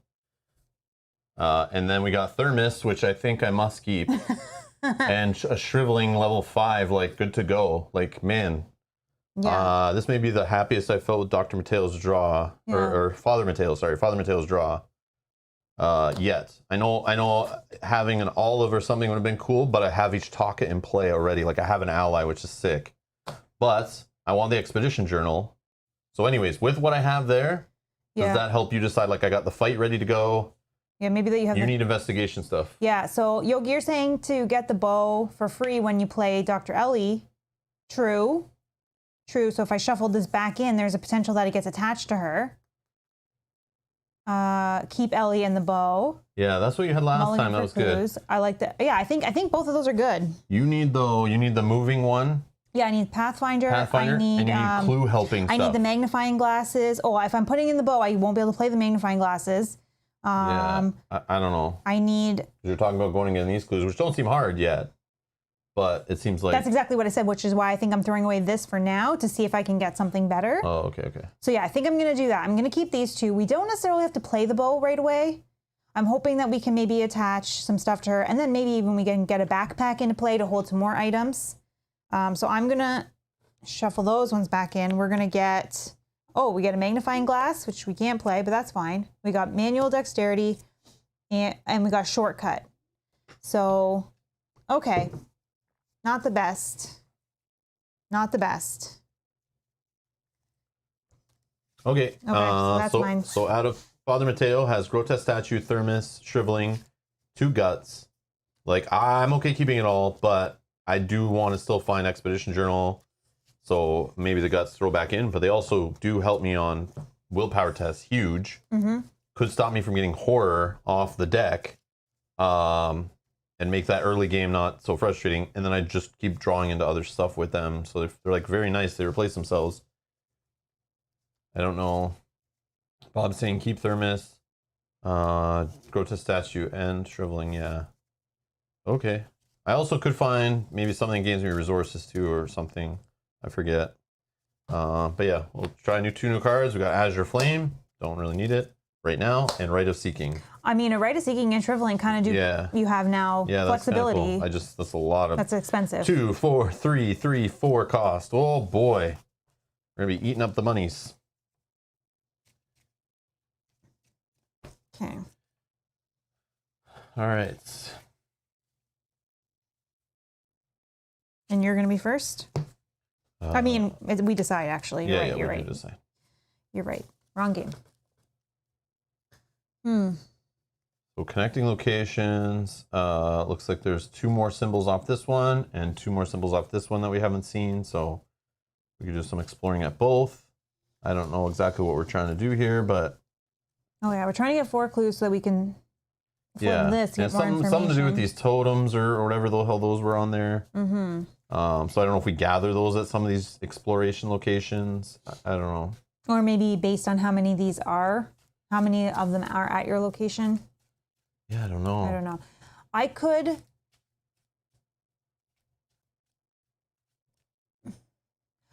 move. If I went first, I could move. Lets me free explore. I explore again. And then Well, I'm taking a turn just to prepare. I'm not doing anything else. Okay, so then you can go first. It doesn't matter then. So I should. I don't need to do the horror thing yet, I don't think. So Thermos, I get 3 supplies, spend 1 supply, exhaust Thermos, heal 1 horror from an investigator location, or 2 instead if he or she has 2 or more mental trauma. I could use this on both of us. My turn could be just play this. We use it to get 2 off of me, 2 horror off you. I can also get rid of your damage too, but I don't know if that's worth it, but. I mean, maybe not worth it until we have more damage. I could just start like that since you're with me before you run away. And just hope we don't have an enemy jump on us right away. You can put a bow in, worst case. But then I have the choice of, I could do like Shriveling and Grotesque Statue and just start with there to be safe, and then hope, then next turn try to clear away. But if you're about to run away from me and explore, which you probably should be doing. Yeah, I will. Then I think I'll just do the Thermos to start us off. And hopefully that'll thank myself later for making that choice. You need 3 supplies? But I'll spend 2 of them right now so I just need 1 on there. So that heals. Oh yeah, I have them right here by spending them. That's okay. So 1 on there because I just spent 2. And that heals 2 from me and 2 from you? So yeah. You need a single? Yeah. Oh no, wait, I have to exhaust it. I can't do both. Oh, there's only 1, okay. Yeah, I can't do both. Do you want to do me then before I leave? Yeah, I'll remove 2 horror from your. Okay, thank you. From Ursula. Thank you. Okay, so I still have 1 action. Okay. And then put yours back on there for now. Oh, that's right. Thank you, because then I can run away freely, yeah. And then I think I will just take a resource. Go ahead. Okay. I think we're going to put in to play Dr. Ellie, just in case, for 3. We're going to search the top 9 cards of our deck for a relic asset and attach it to her. 1, 2, 3, 4, 5, 6, 7, 8, 9. Okay. Relic. That's it. Oh, this is actually the one I like. Okay.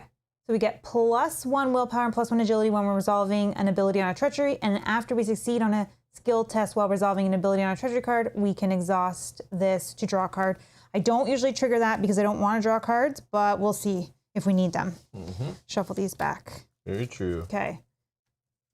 Matthias is asking, can you heal the starting trauma? We asked before and we explained yes. The trauma is just you start with it. But yeah. Yeah, it's just you start with it, but it's just normal damage and trauma. You can heal it and stuff. So yeah. But next scenario, we're going to start with it again. I don't think Thermos would be talking about trauma and stuff if it didn't let you heal it, you know? It seems like it's kind of what it does. Okay. Okay, that was action 1. Action 2, I'm going to move. Yep. For free. Oh, that's already revealed, yeah. Duh. No, that's okay. For free, I'm going to investigate. So I have 4. Oh, I don't have anything. Oh, I could actually. Want to play something before you moved? I mean. Yes, you do. I guess I can put a magnifying glass in for now while I save up for the bow. That's correct. Okay. So then for action 3, I will move and then trigger my free ability to investigate. So I have 5 on 2.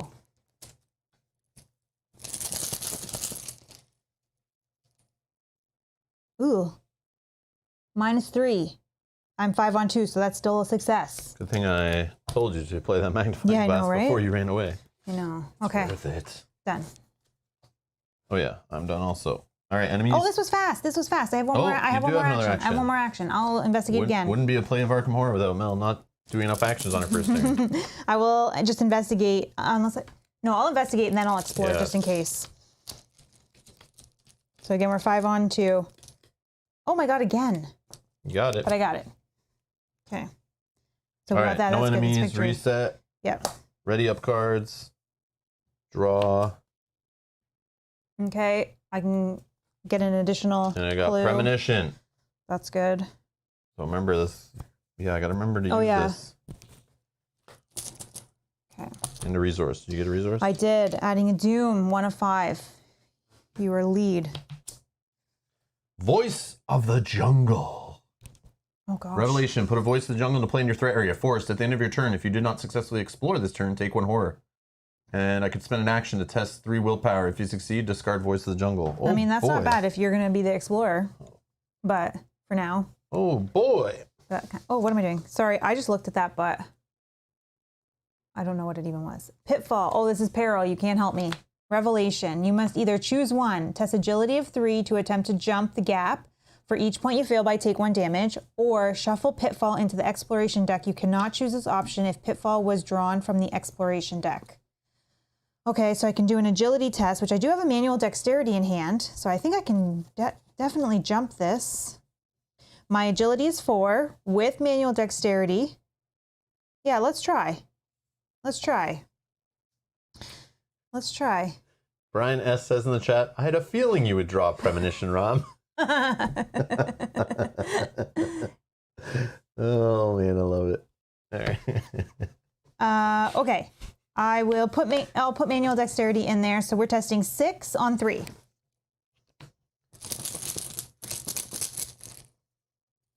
Oh yeah, I should have used Premonition already, so you knew. Oh, that's okay. -1. We got it. So this gets discarded. This lets me draw a card, which is Alejandro. Hey, he's here! I do have an extra ally slot, so we can put him into play. So you can put some damage and horror on him. Yeah, and if I'm at ancient locations, I get +1 investigation. That's an ancient, so we. Oh. Okay, yeah. so we'll try. Maybe we'll try to get him into play before the bow, and we'll see. Maybe I'll just try to get the clues. I don't know. Okay. Our turn. That's it. It's our turn. Yes. Yes. Okay. What are we doing here? I just want to play Shriveling, and then I can explore. Okay. Okay. And if I successfully explore, then I don't worry about this. If I don't, then I'll probably just spend my last action to test willpower, which I wish I had those guts in hand. And then I would be okay. But yeah, I don't want to keep taking horror over and over again off that. So that's what I'm doing. Okay. I think you go first because then we can see what you get from exploring. Right. So we're gonna do Shriveling. We're gonna spend 3. Need more charges? Nope, Good. I'm good right now. So 4 charges on that. Now I'm going to explore. Oh, the top card of the exploration deck. It's a connecting location. Put into play and move to it. It won't be. It'll be a treachery for sure. This is a moon. Not connecting, unfortunately. Not connecting. A blue triangle. Nope. Nope, not connecting. Oh, that would have connected to mine. Hey, Oh. low on supplies, of course. All right, so these go back in. So I did not explore successfully. This is a peril. It says, Revelation, you must decide. Choose one. Each investigator loses 2 resources. Each investigator takes 1 damage. Or each investigator chooses and discards an asset he or she controls. Now I only have one question. Can I choose each investigator lose 2 resources if I don't have any? That I don't remember. So I know it's peril. I'm not asking Mel, I'm asking chat. There's nothing in the rules saying you can't ask chat to help you with perils. So I'm gonna do that. Oh yeah, compass. Oh man. Oh yeah, compass. Thank you, Edgar. I forgot about that. Because I'm at that location still. Yeah, check your supplies. If you have a compass, look at the top 3 cards. Oh, so that would have been the 3 that you drew. Okay, so this was part of that. Yeah, I don't know what the other one was. the blue triangle and the red. Blue triangle, red moon? Yeah. Okay, so I looked at these top 3. And now you can put 1 on the bottom and 2 on the top. Oh, okay. Oh, that makes my exploration successful. Yeah. So I'll put the bad one on the bottom. Oh, but this is an action before I do this. Like, yeah, so I chose to explore without doing this. I'll just say I chose to do this instead. But yeah, that's dumb. I forgot about that. Yeah. So yeah, I'll put these on top. The blue one is what you're looking for? Mm-hmm. Okay. Oh, but we don't have the moon. Am I allowed to put more on the bottom? No, only 1 on the bottom. But that's okay. It'll still be a successful one for me. Yeah, okay. Which means I can then move there. And that might lead into the moon. No, it doesn't. Okay, either way, it might draw through it into something better. We'll see. Okay, sorry, you guys. No, that's okay. I forgot about the compass thing. I forgot about that whole location. I forgot. Okay, yeah. Of course, I'd rather do that. So I'm going to do this test because I'm going to not explore successfully that I know of. So at the end, I wish, yeah, if I saw one I needed. So we're going to do this test. 3 willpower. Yeah. So 4 on 3. Okay. So I might be taking a horror at the end of the turn, but I don't know what to do. This voice of the jungle is annoying, and there's more in there, I'm sure. -1. So we are good. We are good. So discard. See ya. All right, that's my turn. Done. Okay. I think I'm putting Alejandro into play. I think I want to set myself up here for success, hopefully. And if this is an ancient location, it'll give me more when investigating. Okay, then I will choose, that's at fraction 2, I will choose to explore. So we know that this connects. Mm-hmm. Okay, it's not ancient. Oh, I guess I should know that they're jungles, but still. So this is going to connect, and it's going to connect back. Yep. Okay. Serpent's Haven.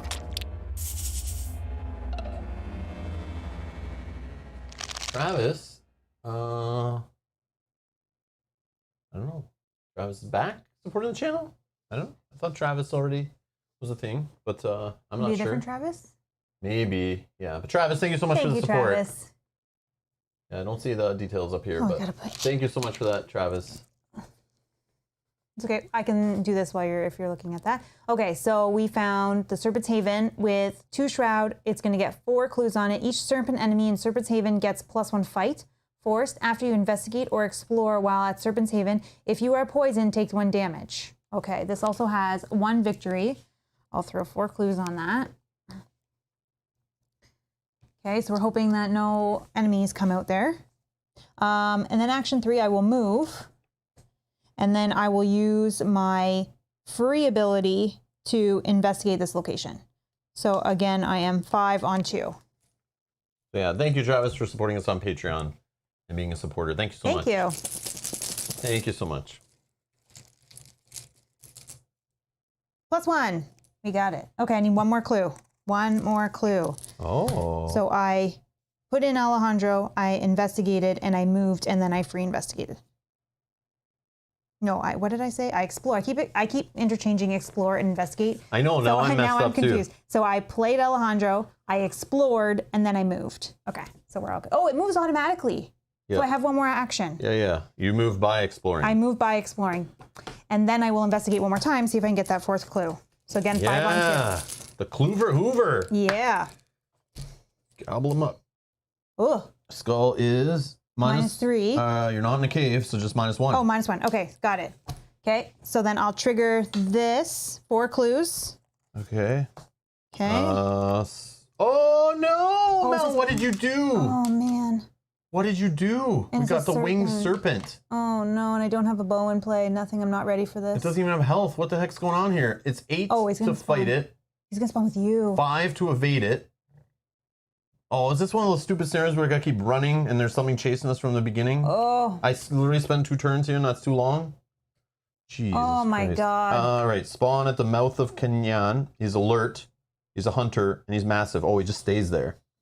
Wait, he's a hunter, but he's massive. But I think he's massive, so he engages both of us. Oh, that's what it is. Okay. But he's still going to chase us. Yeah. Cannot be defeated. Cannot make attacks of opportunity. Okay, that's good. Right? I've never seen that before. I wish all enemies said that. Forest. After a pillar token is placed on the mouth of Kenyan, exhaust the winged serpent. It does not ready during the upkeep phase this round. How do we place pillars on it? Something will do that. Yeah, we don't know. We got to figure that. Like, where's... Oh, and maybe it's on this. Oh, I see. Maybe it's on this. Okay. We're getting excited. Anyways, this guy's here. He's massive, so he's engaged with me.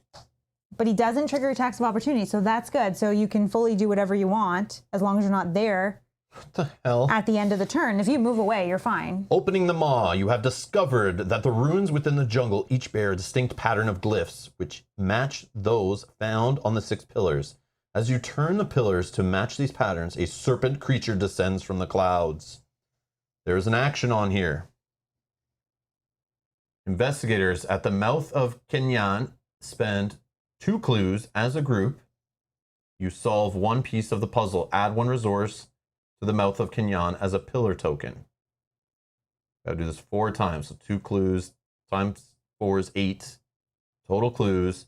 So we could all just go there at one time and do it all together. But I guarantee in this scenario, there's probably things that knock clues off us, steal them, put them back on locations, all that crap. Objectives: solve the puzzle of the 6 pillars in order to enter Kenyan. If there are 6 pillar tokens on the mouth of Kenyan, advance to Act 2B. So there's no way we can even do this. Why? Because there's only 2 pillars. How do we get more pillars? We're adding pillars there by doing this investigate. We go there, we spend 2 clues as a group. You solve 1 piece, add 1 resource token to this card. Oh, I get it. Okay, I get it. Oh my God. And then once we get 4 more on there, which I explained, 4 times 2. No, I get it. I get it. Sorry. 8 total clues to dump 2 clues at a time. But what we could do, get as many clues as possible and go in one trip and just drop them. But I guarantee there's things in this deck that will make you drop clues if you're hoarding them. So we got to go in here. And every time you drop a pillar on here, this guy exhausts. No, I think, sorry, so spend 2 clues as a group. You solve 1 piece of the puzzle. Add a resource to the mouth. So from here, as a pillar token. No? Add 1 resource to the mouth of Kenyan as a pillar token. So you take a resource from that box. How do we get them? And you put it on here. And see, these are 2 pillar tokens, Mel. Okay, sorry, I'm sorry. I thought we had to get it on him, but we have to get them on him. Guy doesn't say that separate. stuff. Okay, got it. He's not the mouth of Kenyan. Yeah, sorry. He's the winged serpent. Sorry, I'm getting it. Okay. I just want to make sure I understood. Okay, I got it. But he's there kind of guarding it. Yeah. But he's hunter, so he's going to chase us. But then we can run past him. No, but then when we put things on here, we exhaust him, so then we have more time. So it's like, he's just here as a pressure clock to like really annoy us and make it hard. Yeah. But he only hits for 1 damage, 1 horror. Okay. I need a drink from my thermos. Okay. Maybe more than once. Or you will probably, but anyways. Okay, cool. Okay, that's me done then. We're both done? Right? Yeah. Did you go? Yeah, you went, I just did that whole... You went first and you were able to, yeah. Okay. Okay, cool. So enemies, I get hit for a damage and a horror, if you don't mind. Sorry. I didn't know that was going to happen. Yeah, I didn't know either. I always think this deck is good. Part of the fun. So we have horror and damage. Let's put on each taka. Okay, gain a card. Oh, we got Pathfinder. Okay. Yay, that's very important. Get it into play. Gain a resource. I need to get right 2 away. resources to get that into play. Okay. Did you gain? Nope. Draw. Rite of Seeking. There's a resource for you. And gain a resource. Adding a Doom. So we're at 2 out of 5. Oh, nice. Another enemy. Perfect. 4/4/4. Prey. Nearest to mouth of Kenyan. Hunter. Forest. After a pillow token is placed on the mouth of Kinyan, shuffle 1 copy of Ballast into the encounter deck, max once per round. So this we'll get rid of this guy off our back if we can just drop a thing there. Wow. So he's just engaged with me. Awesome. 2 enemies engaged with me. Sweet. Overgrowth, Revelation. Attach your location, limit 1 per location. You cannot explore at the attached location. I need to test a fight of 4 to hack through the brush, or a intellect of 4 to find another route. If you succeed, discard this. Okay, so I can't explore, but I can still investigate those tokens. Okay. Oh, man. Okay. Oh, sorry, we didn't do this.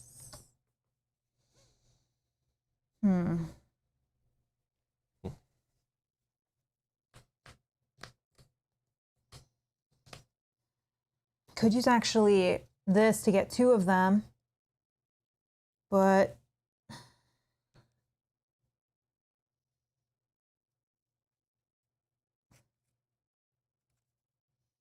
one, 2, play, and I'm stuck Here, there. I'm going to do premonition before we go. Sure. Fast play during any player window, whatever. I'm going to grab a token out of there. Oh, yeah, I put it on here. Yeah, because this will help to know if you need to go first with shriveling and stuff. Yeah. +1. +1. Yeah, I think you need to go first. Yeah, because then I know I don't draw one of the stupid symbols. Yeah.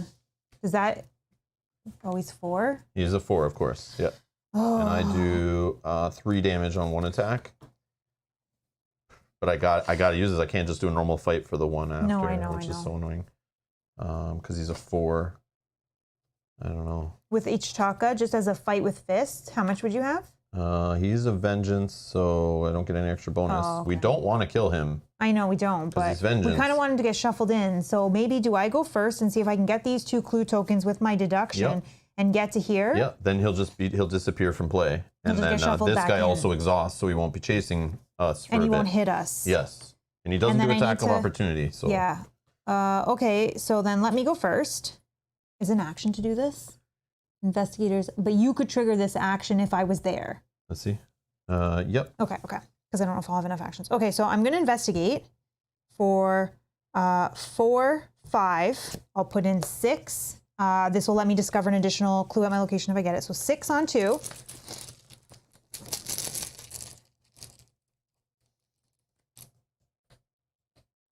-2. So we got it. So this will let me take both of the clues. Nice. Okay, that was action 1. 2 and 3. I just couldn't explore. Okay. Okay, and then I end my turn here. Oh. Okay. Okay, my turn? Yeah. So I'll do the as a group, spend 2 clues. So spend 2 clues and grab a resource token and put it on here as our 3rd pillar out of 6. Okay. And when we do that, this guy gets shuffled back into the deck. This guy exhausts. And that is first action. Should I do the look at the top? I mean, that Did would... any of us do a test yet? No? No. Oh, okay. Are you sure? Positive. Oh, I did. Yeah, that should have been the +1. Shoot. Sorry. Yeah, so if you put in anything to that test. Well, I just put in the deduction so I could get the 2 clues. Oh, so okay. it didn't matter. So it didn't matter. Okay. But yeah, that's going to go back in. Sorry. Yeah, derp. Okay.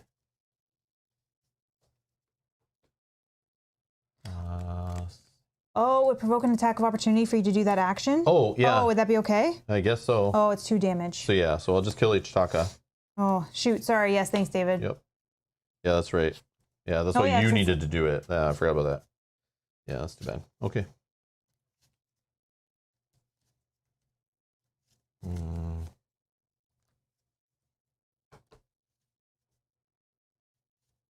Okay. All right, second action. I guess grotesque statue. No, I don't have the money for it. I don't know what I'm doing here. I need to leave, I think. I might do this check the supplies. Mm-hmm. Yeah, I'll do check the supplies. Oh, yeah, because only you can do that, because I don't... yeah, because I have compass. You have a compass, yeah. Okay, here we go. 1, we got rope bridge. We knew that was there. Ants. And a path of thorns, which is, it's off of here or here. Okay. So I'm going to put path of thorns on top. We don't know where rope bridge is coming from yet. I'll put ants on the bottom. As long as we don't have to shuffle this deck, we'll be able to hopefully tutor it enough. But I don't want you to have to keep staying here.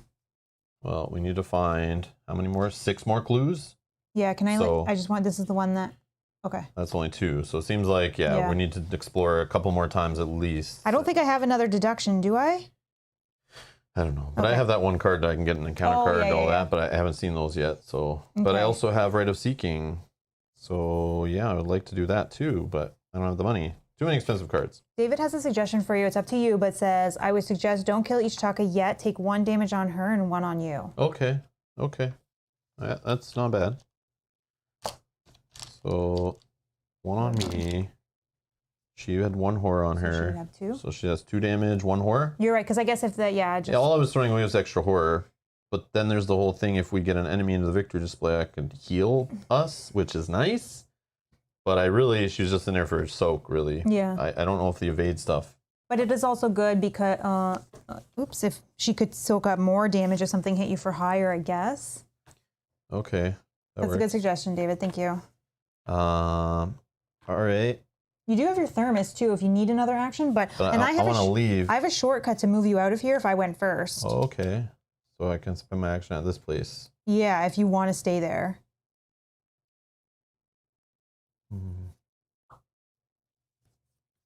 Oh yeah, she does. Yeah, the +2 evasion for vengeance guys, like we just saw. That guy would have been helpful. Yeah, that's true. That's true. Yeah.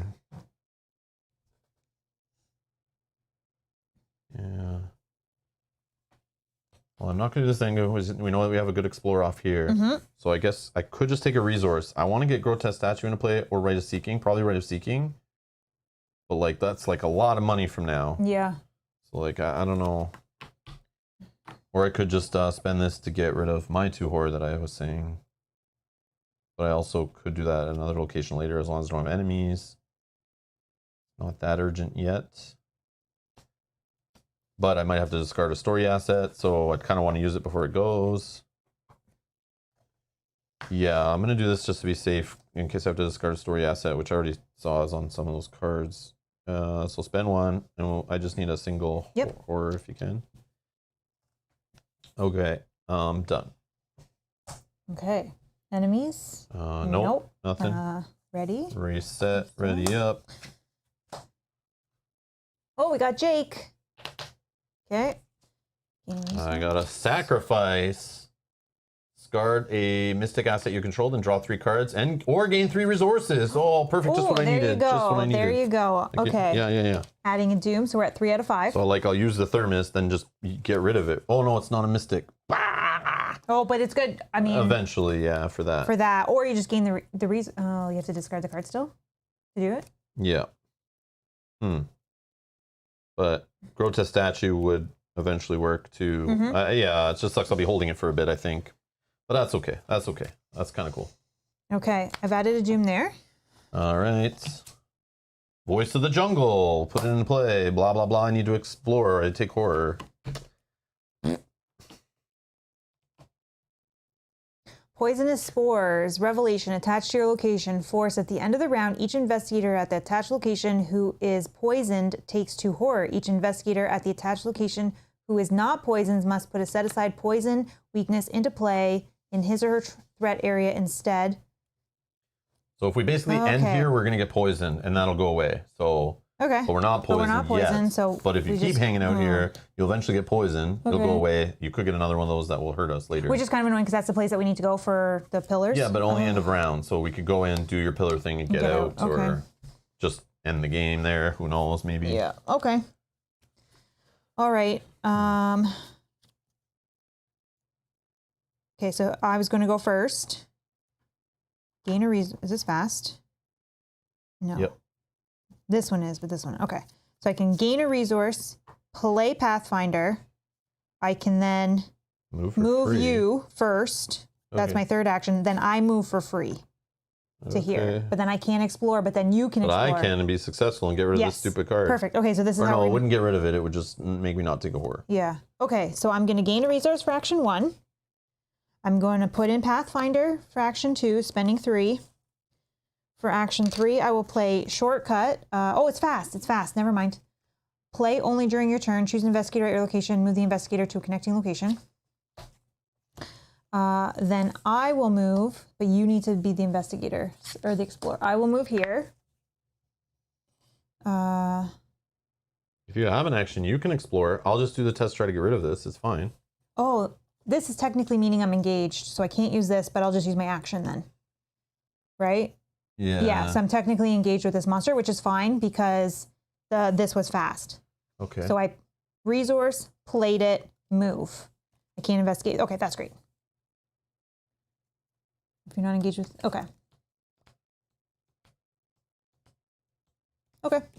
And I don't have to exhaust that during your turn if you are not engaged with any enemies. Oh, exhaust. Yeah, I do. Okay. You didn't use it, so. Oh, I didn't use it. You're right. I was going to use it. And that's that. That's me done. Okay. So I'm going to play Grotesque Statue for 2. Oh, yes, you're right, David. Thank you. Thank you. He does not stand up the time. After a pillar token is placed in the mouth of him, exhaust him, and then he does not ready during the upkeep phase that round. Oh, yeah, so he's you're still not out. engaged. Okay, so I'm not engaged. So you could free so move. I could free move, and then I'll just take a... You can explore. You explore. That's fine. Are you sure? Yeah, But I wanted you to get the free... No, because then you can move, maybe do a free investigate. Like, come on, we got to So then I'll use your explore. stuff. Thank you, yes. Yes. So we know that the Path of Thorns is connected. Yep. So this is a 3 Shroud, 2 Clues, Forced. After you fail a skill test while investigating Path of Thorns, take 1 damage. Forced. After you explore while at Path of Thorns, if the exploration was not successful, take 1 damage. Okay, this is also connected to... None. Okay. Yeah, this one. Oh, it is connected to that one. Okay. Where's it coming from? From here. So we can just do, let's pull this stuff down. These can go like over here somewhere or something. Or I guess on my side. Whatever. Yep. Yep. Pull this down.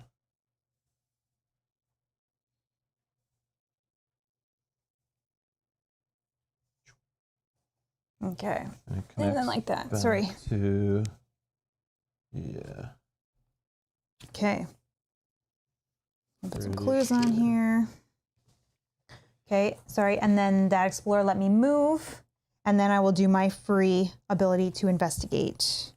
So I have 4, 5 on 3. Ooh. Not ancient, so Alejandro doesn't help me. -3. What was the next symbol? It was the moon, right? We still don't see that one. No. Damn. Oh, so I fail this, so I have to take 1 damage. Yeah, because I'm 5 on 3. Okay, so take 1 damage. Let's put 1 damage here. Okay, that's me done. Sorry about that.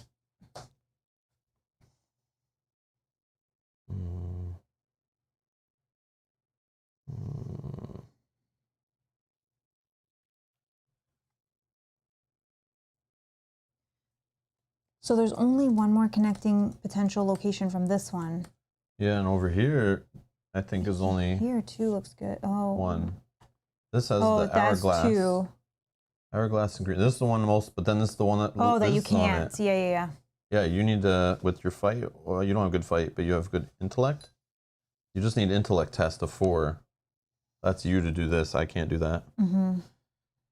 But my intellect test is only 4 because this is only one investigating. But yeah. Mine's 3. Yeah. So, like I said. And does each Taka help you if you fought on that one? Yeah, I get +1, so I have 3 against 4 for a fight. Still not good. Okay. Yeah, so, I mean. Okay. But if I use premonition, I knew that I had that +1. Yeah, that's what we probably should have used it for, but. Okay. No, I'll try to go that way and see if I can get rid of that. If I get a grotesque statue, maybe we can do some trickery and. Okay, so my turn. Dang, I really wish that didn't fail. Yeah, that sucks. Okay, so I want to explore, but I also need to deal with that probably. I'll probably fail. Treachery will happen. I kind of wish I was kept there, that I realized this and you didn't move me. Oh, I don't have to move you. Yeah. Like this was fast, so I can just... Can we say you didn't? Yeah. Because, yeah, we didn't realize this guy. I didn't need to escape. I could do this thing again before I leave, right? Yep. Because technically, this was fast, so it didn't cost me an action. I'll just put it back in my hand. I just, the reason you were moving you was so I could explore, but then you had extra actions because we didn't know this. We didn't know, yeah. But then just remember this. All right, so I'm going to use the Yeah, I guess I'll look at this first. Top 3 cards. We have Moon, Yellow Circle, Okay, that which comes off where you am. are, yeah. And then we have a Green Diamond. And both of these new ones have a moon connection. So we could set it up where... The problem is one is on the bottom. I know, that's fine. Okay. Well... Yeah, you place one on the bottom of the two. But the 2 we place on top, we could plan it so it's 2 successful back-to-back, yeah, you know? Yeah. So... Or can I see this? So you succeed off of this one on either one of these. So we pick whichever one has the better clues. So 4 Shroud, 4 clues. 4 Shroud, 2 clues. But let's see here. Let's take a look at these 2. These are competing. We'll put one of these on the top because they both can find this one. So if we look at these 2, we have the River Canyon Time-Racked Woods. The woods say a double action on them. Choose a non-elite card worth vengeance points in the victory display. Place that card in the encounter discard pile. So if I kill that snake, I could get it out of there for 2 actions. That's kind of neat. But if we clear that one of 4 clues, it's victory points. So part of me is leaning towards this victory point one, but let's read the other one. Heal 1 damage for 1 action from an investigator at the River Canyon. Check your supplies. If you have a canteen, heal 2 additional damage, but limit once per game, so that's per investigator. We do not have a canteen. So, but it's each an action for a heal 1 for each of us. If we're desperate, I don't feel like we ever use those things because they're like, hey, we're not there at the time we need them. We're stuck with an enemy some other location. It's just sitting there laughing at us. It's situational. But the other one has 4 clues on it, so we don't really have to investigate anywhere else.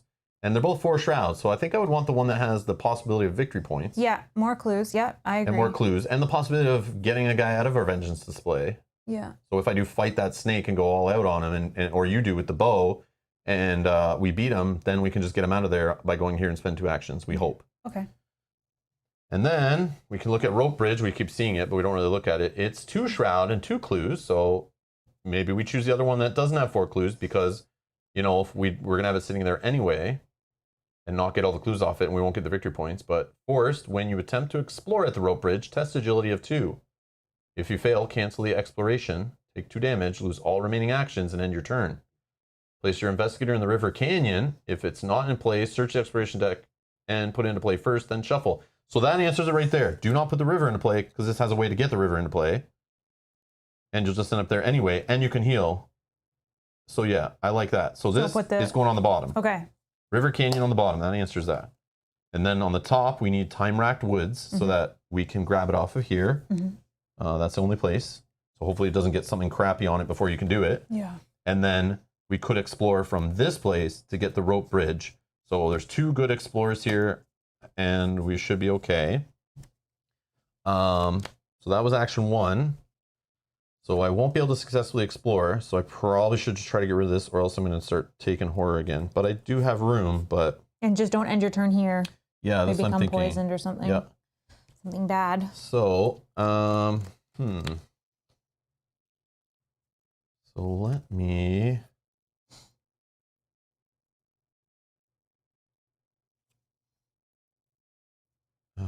shoot. So that was only action 1, right? Action 2, I'll put Grotesque Statue into play. And some charges? Yeah, I just need 2 more on it. And then I will do this test. Oh no, I need to move. Oh, you need to move. Maybe I'll just take 1 horror. Yeah, I'm just going to take the 1 horror at the end of my turn. That's fine.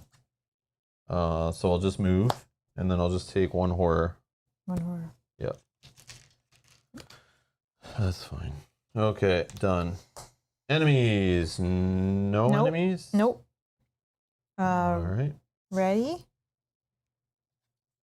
Now that guy will stand up. Now he readies, right? Yep. Okay. Okay. Draw. Oh, I hate that. Well, maybe this one's not actually terrible, but it kind of is. So call the unknown. So I put it into my threat area. Force at the beginning of your turn, choose a location other than your location. When your turn ends, if you did not successfully investigate the chosen location, you take 2 horror and shuffle the unknown back into your deck. Oh, looks like you're going to try to explore your location again. Yeah, but I can't pick my own, and I can't pick one that I don't know. So it's very frustrating. But if you went first, you could technically. I gotta move into where you are, explore. Yeah. But that would be good because I satisfy this card and I don't have to worry about it for a bit. Because then I can choose that one. Drawing. We get Uncage the Soul. Play a spell or ritual. Oh, here we go. Oh, there you go. Now I get a Rite of Seeking into play for nice and cheap. Oh, this is all working out, sort of. Sort of, for now. For now, okay. Until I draw from the encounter deck. Adding a Doom, 4 or 5. So we're at 4 out of 5. Yep. Here we go. Peril, you must either choose one, test agility of 3, attempt to jump the gap for each point you fail by, take 1 damage, or shuffle the Pitfall in the exploration deck. You cannot choose this option if Pitfall was drawn from the exploration deck. Well, but then we'll change this up. Yeah, you can't. Oh, I can't say so anything. dirty. I was like, yeah, I'll just put it in there. We have the deck lined up. We're good. Nope. All right, so we're going to test agility. I do have 4 agility. Okay. So, yep, 4 agility. And you know what? Let's use Grotesque Statue. Nice. When you would reveal a Chaos token, spend 1 charge on here, reveal 2 instead of 1, and choose one of those tokens to resolve, ignore the other. Come on, blue. Oh! That's a blue. That's a blue. All right, come on, I don't give a crap. 0. +1. Plus oh, 1. Hot draws, hot draws. Wow. Okay, I'll choose this blue one I haven't seen in a long time. I forget how it works, but I'll choose that one. And that'll gain me an auto succeed. So this just goes away. See ya. Bye-bye. And then I will draw a card. Drawn to the flame and gain a resource. I got one. Yep. Oh, so good. Thank you, Grotesque Statue. Even though I didn't need you because it was the first draw. But still, thank you. Still. Okay. New draw. Oh, yeah. You were first. Nicholas, thank you for your deck suggestions. I was thanking you at the beginning of the stream. Thank you so much. Thank you, yes. For taking the time and your suggestion for Mel's deck. Have you seen it yet? I have not seen it yet, but the suggestion for Rob's deck was a thermos, which he definitely helped to get rid of. But that was Bob who recommended that. Yes. So they do work together. Yes. Yeah. Yes. No, I know We that. got the thermos going. But I didn't see mine yet, but I'm just saying the suggestion for you has helped me. Choose the +1 to be controversial. Oh my God, imagine. I'll get reamed in the comments later for that one. Oh, so I got one of these guys, and I do not have... Basilisk. I do not have a way to fight him, so I don't know if... But you can evade him? I can try. 4 on 4. And then just drop 2 clues here, and he's gone again. That's all you gotta do. Yeah. That's all you gotta do. Just evade him. Can try. I don't really have a way to help you with such things, but I could come in there and try to fight him. But then we're definitely wasting 2 actions on a future turn to get him out of the vengeance. Yeah, the problem is I won't be able to get... I can try to evade him, but it might take me a while because it's 4 on 4. I have to... Yeah, I understand. Yeah. I can use the shortcut. Maybe I can get +1 on it, but... Okay, well, we'll see what happens. I think you were going to go first anyways, right? To see if you can explore. Sure. All right. I will move in. And I will explore. Whoa, it connects. So this actually connects off of here and connects back to this one. And that's all. And eventually we'll go to the rope bridge, which will just keep going that way, I guess. Okay. So that gets 4 clues. Oh, this actually, yeah, okay. Yeah, these will both connect to here. And then blue, yeah, and that one. Oops. I don't know if that's the right side to put on, actually. Let's just do it over here. Sure. I don't know. Because eventually this one has the double green connecting and your cards are here. This one will have the rope bridge. We can put it over here. But again, I don't know where the rope bridge goes back to, but I feel like it connects, just, it'll fall down. We're going to run out of room, basically, is where I'm getting at. Well, we might not even have to explore much more. Yeah, hopefully. Well, one of us will fall off the rope bridge. We'll have to get another location. This will happen, I promise you. All right. Well, right now there's enough clues on the board. We just have to collect them all. Okay, so what I'm going to do... Oh, you get to move. Oh, yeah. I move. Oh, so I can't fight the thing at your location. Is it me? No. No. Can we pretend that I didn't do that yet and I fight twice? You can. Or I might miss and hit you for 3 damage. Because we already knew that was there, so... I might miss and hit you for 3 damage. I mean, it's tough that you're going to miss, right? Because of the ability that you have here. The ability I have here. That lets you, if you get an autofail. Oh, true. But I'm a +3. So I'd be fighting for 7. 7 against the 4, -3. We should be okay. Yeah, we should be okay. Okay, so let's pretend that I fought first because I don't want to move away. Just push it to the side. But we knew for now, what was coming. We already knew it was coming. I'll just explore on my turn. All right, so I'm gonna fight with a shriveling. I'll use a grotesque statue with the shriveling. So I'll draw 2. Next, if you can get that plus the blue token again. Okay, so I'll choose a -1, do 3 damage to that stupid thing. I don't take horror. I'll fight him again. I'll do another grotesque statue. I'm rushing the grotesque statue so I can, now it has 1 token on it, I'm going to use it to, I mean, I guess I don't need to get the resources anymore off of that sacrifice. But I want to get rid of that card because it's the cheapest one to put into play. I'll pop it with that. I'll get 3 resources back. You know, but then I don't really need those resources, so I could draw 3 cards, or I could do a combination. All right, so 2, 0. Okay, that's a safe one. Blue. No, not blue. Okay. He's dead. Thank you. So this is vengeance. So vengeance display. Oh, sure, we can do it on that side. Yeah, we can do it on the sides. Okay, then I will explore for my 3rd action. Oh, I explored successfully, so I satisfied Voice of the Jungle for now, and I'm here, and then I'm finito. And I can do the double action here to get rid of that guy out of the victory display. It would just shuffle it in here? Encounter discard pile. Oh, okay. So when the Doom ends up shuffling it back in. So you just want to do it after that? Assuming that's what it does. Yeah. It seems like it always does that. Yeah. It's like a very common thing. Okay. Okay, your turn. Okay, I will, for my unknown, I will select this one. Yay! Thank you for that. I think first I have to investigate at this location. Okay. Let's investigate here before I move. We're investigating for 5 on 3. I'll take the bag, sorry. Yep. 5 on 3. Just keep in mind, I have that draw an encounter card, get 2 clues at the location. I'm going to use it on that, I think. Okay. Or, yeah, or rope bridge. What was rope bridge? A 2, yeah, I'll use it on that. Unless we want to be safe on the rope bridge and not fall down. +1, we got it. Okay. That was action 1. Action 2, I think I do it again, and then action 3, I move and then do the free investigate, just to satisfy this. Yep. Unless I leave the 1 clue there because we have to come back this way to get here. We don't necessarily. We don't need to come back. If we move to like rope bridge, fall down, and we might be somewhere closer, I don't know. Okay, so then I'll investigate here again. I wouldn't plan on that because what if an enemy spawns in an empty location? This I don't have to actually even pick something that has clues on it. I always think I do. I just have to investigate. Okay. But you just can't pick your location, right? Right. -2, but I was 5 on 3, so we got it. Unless it says something else. If you fail. Nope, I didn't fail. Okay. Then we're going to use Pathfinder to move. I'm not engaged. Free ability to investigate here. So here, though, I'm only a 4. So 5 on 4. This one is... I have... Oh, do I want to put anything to help you? What are you at? 4? 5 on 4. 5 on 4? Mm-hmm. Does this mean I have to... What do you do if you fail? 2 horror? When your turn ends, if you did not successfully investigate, take 2 horror, yeah.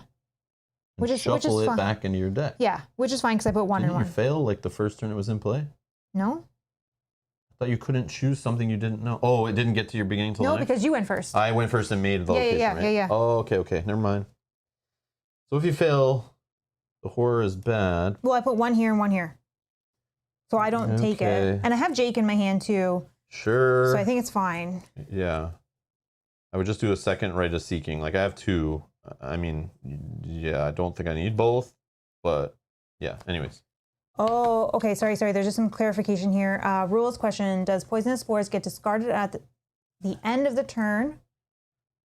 Forced. At the end of the round, each investigator at the attached location who is poisoned takes 2 horror. Each investigator at the attached location who is not poisoned must put the set-aside poison weakness into play in his or her area instead. Period.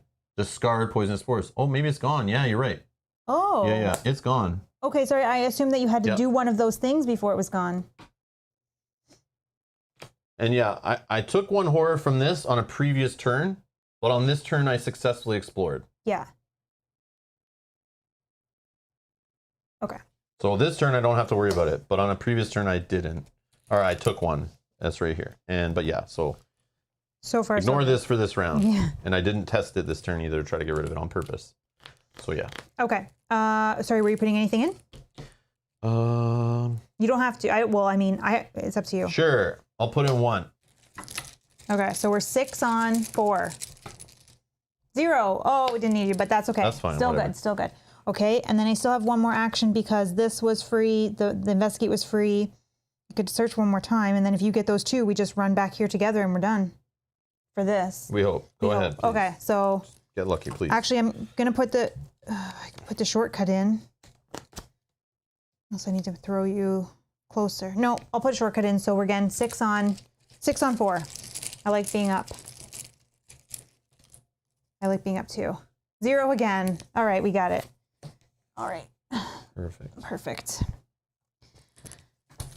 Done. I won't do that because it's going to flip anyways. Okay. Enemies. This guy's Hunter, so he's got to move up this way. Correct. Only one attached. Okay. Ready. Ready stuff. Draw a card. Ward of Protection. Fast. Play when you draw a non-weakness treachery card. Cancel that card's revelation effect and take 1 ore. And I got a backpack. I'm up to 3 resources. 2. Okay. Adding it. Oh, this is where things go bad. Oh, yeah. Forgot. So, Dooms. We're at 5. Are we alone? Question mark. Oh, no. After exploring the rainforest for hours, you reach the top of a steep ridge from which you can see much of the surrounding area. Uncanny winged creatures caw at you from above, circling over the cavern entrance like vultures waiting for their meal. From this vantage point, you may be able to see approaching threats as they traverse the brush below.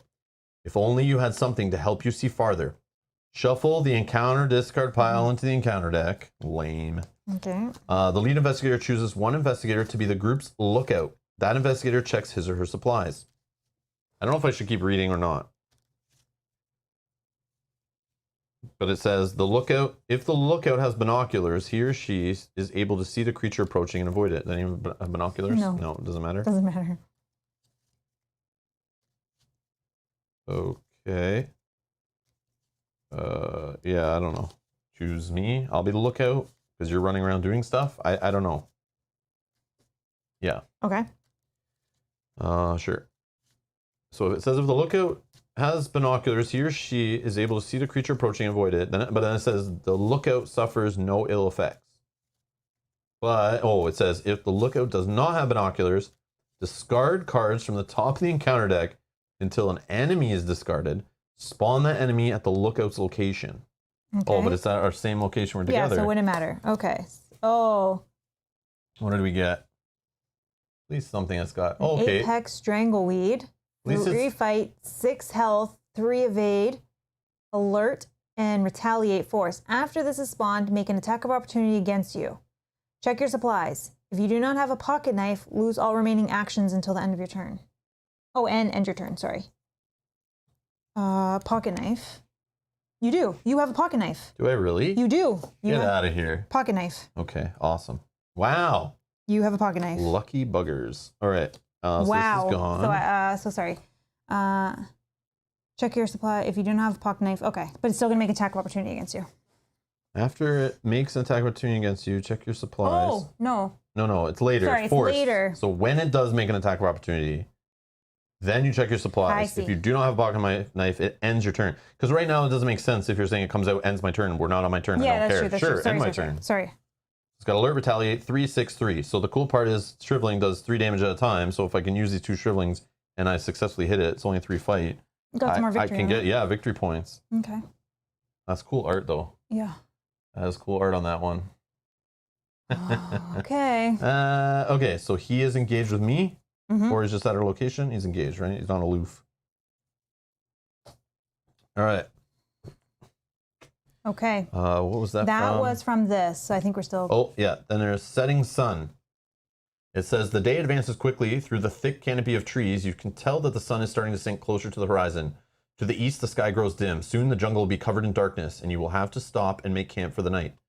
Action explore, draw the top card of the deck, yada yada. So another 5 shroud, and we probably lose. Okay. Or 5 doom, sorry, 5 doom. Okay. Well, we're trying to get those 2 clues quick, we gotta and we're hurry. racing here.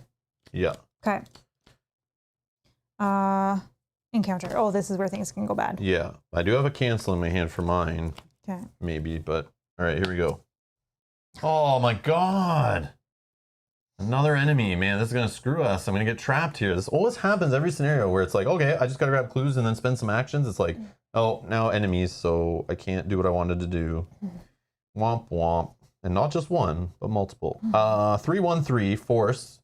After Pit Viper deals you damage from its attack. If you're not poisoned, you get a poison. Oh, okay. Fun. Damn it. Oh, I have another pitfall. Yeah, I would have taken that. Yeah, give me that. No problem. Okay. I just don't need another enemy. Come on, man. I'm going to attempt to jump the gap. So I have 4 plus my tooth here, which gives me 5 on 3. I could put a backpack in. I don't know that I'm... No, we'll keep the backpack for now. No, we're putting the backpack in. I don't think I need it at this point. I don't know, though. Yeah, I think you need to get those last clues because I don't need another encounter card and draw a third enemy. No, I agree. Yeah. I agree. And then I won't be able to leave. But right now I'm distracting these guys. So if you can get those last clues and then just start running, yep. It's all you. Yep. Like you don't need me. Okay. That'd be great. Okay. So I am doing 4, 5 on, or sorry, 4, 5, 6 on 3 to jump the pit. Oh no. Oh, right here. Yeah? Yep. Okay. Reaction. When an investigator reveals the garbage token from the crappy bag, treat it as a blue token instead. And it's, whatever your blue effect is. The effect is +1. After this test ends, you may move to a connecting location. I don't want to do that. You may. You don't have to. So we're not doing that, but I pass that, so I don't take any damage. I'm wondering, though, is that the place to use that? We may never see one again. I don't know. Okay, sure. No, because if you wanted, whatever it was, I don't know. I could do 1 damage here. I know it's peril, so I'm pretty sure I can still do that. Matt says, give Eeyore some honey. Yep, so I'm bitching and complaining about enemies. Thanks, Matt. The deck is not giving me honey. I want the honey. I could put 1 damage here Thank and you, Matt. 2 damage here. So I'd be only at 3 damage. I just wonder if that's not the test we want to do that on. I always think that, but then I don't want to ever get to the end of a scenario and I didn't use it. Okay, but it's fine. If it's going to be you pulling it on, getting stuff, that's fine. Or me fighting, sure. Yeah, let's not use it. He's dead. I'm going to put my 2 damage on myself, so I'm at 3. I just worry that there's going to be a spot that comes up where we are trying to fight or evade something for that last second. Perfect. Oh, peril means you cannot help. Yeah, I can't help. Oh, but so this I'm not allowed to do reactions. I know I can't put in skill cards. I know I'm not allowed to talk to her. Okay. Well, we didn't use it anyways, so it's all good. Okay. Our turn. Do you want me to go first then? Yeah. Let's look up peril. I didn't think it limited that kind of stuff too, but that makes sense, I guess, if it's just a blanket. Peril is a keyword ability. When resolving the drawing of an encounter card with the peril keyword, an investigator cannot confer with the other players. Those players cannot play cards, cannot trigger abilities, or commit cards to the investigator's skill test while the peril encounter is resolving. Okay. Awesome. So we can't even choose to do it because we cannot trigger abilities. I didn't realize that was a thing. Okay. Well, we decided not to anyway, so that worked out well. Thank you. So that makes perils even more crazy than I even thought. Okay. Yeah. Do you want me to go first then and see what's going on? I'll just try to get those 2 clues and move. Yep. Closer. Okay.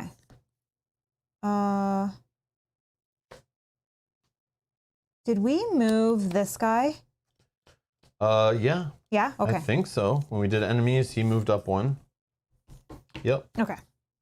Yeah, it seems weird because it takes so long. He did the 2 turns down here, so it's confusing me. I'm pretty sure. Perfect. Okay, Call of the Unknown. I'm going to select this location. First action, I'm going to investigate with 5 on 4. 5 on 4.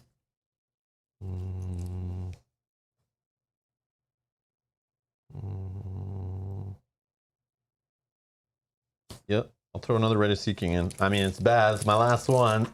Do I really need it, though? I don't know. We all hope that all it is 6 pillars and we're done. I know. So I'm going to put it in. Okay, so 6 on 4. Minus 2. Oh, no, sorry. Wrong one. Are we at a cave? Nope. So okay, it's only so it's a minus -1. Okay, we got it. So I didn't need it again. That's okay. Action Now's 2. the one where you need it. Nice. I know. Action 2, we're doing it again. But this time I am right now 5 on 4. I don't want to put the bow in, or Jake in, because I might want to put him into play if I get another.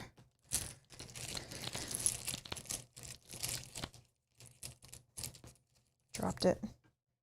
Oh, again, same thing. Okay. Nice. Nice. I got both of them. Okay. So that was action 2. For free, we're going to move with Pathfinder. Okay. I'll trigger my free ability here just to investigate for this purposes. Again, 5 on 3. 5 on 3, got it. So this is passed. I have one more action. Am I okay to take? I would just move in there. Because I can take it. I can just give it to her and. Yeah. I wouldn't dilly-dally. Okay, and then. But you're engaged, so you don't get the free Pathfinder move next. But if either way, he's going to move to you and hit you next anyway. So either way, I'm stuck with him. So I might as well be closer to this with all of these. 2, 4, 6. Okay. Okay, and I will end my turn here.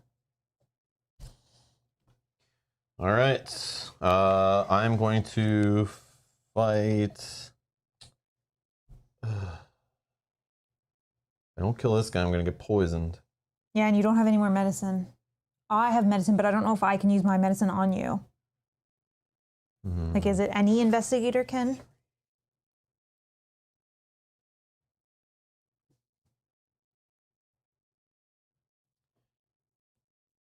I don't think so. I'm not sure.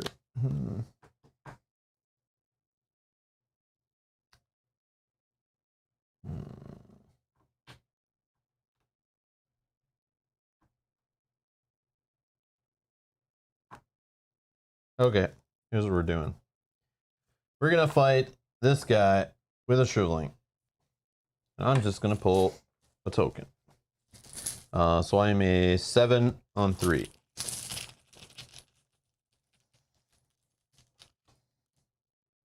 -3. We're good. Okay, so 3 damage on this thing. I'm going to shriveling him again.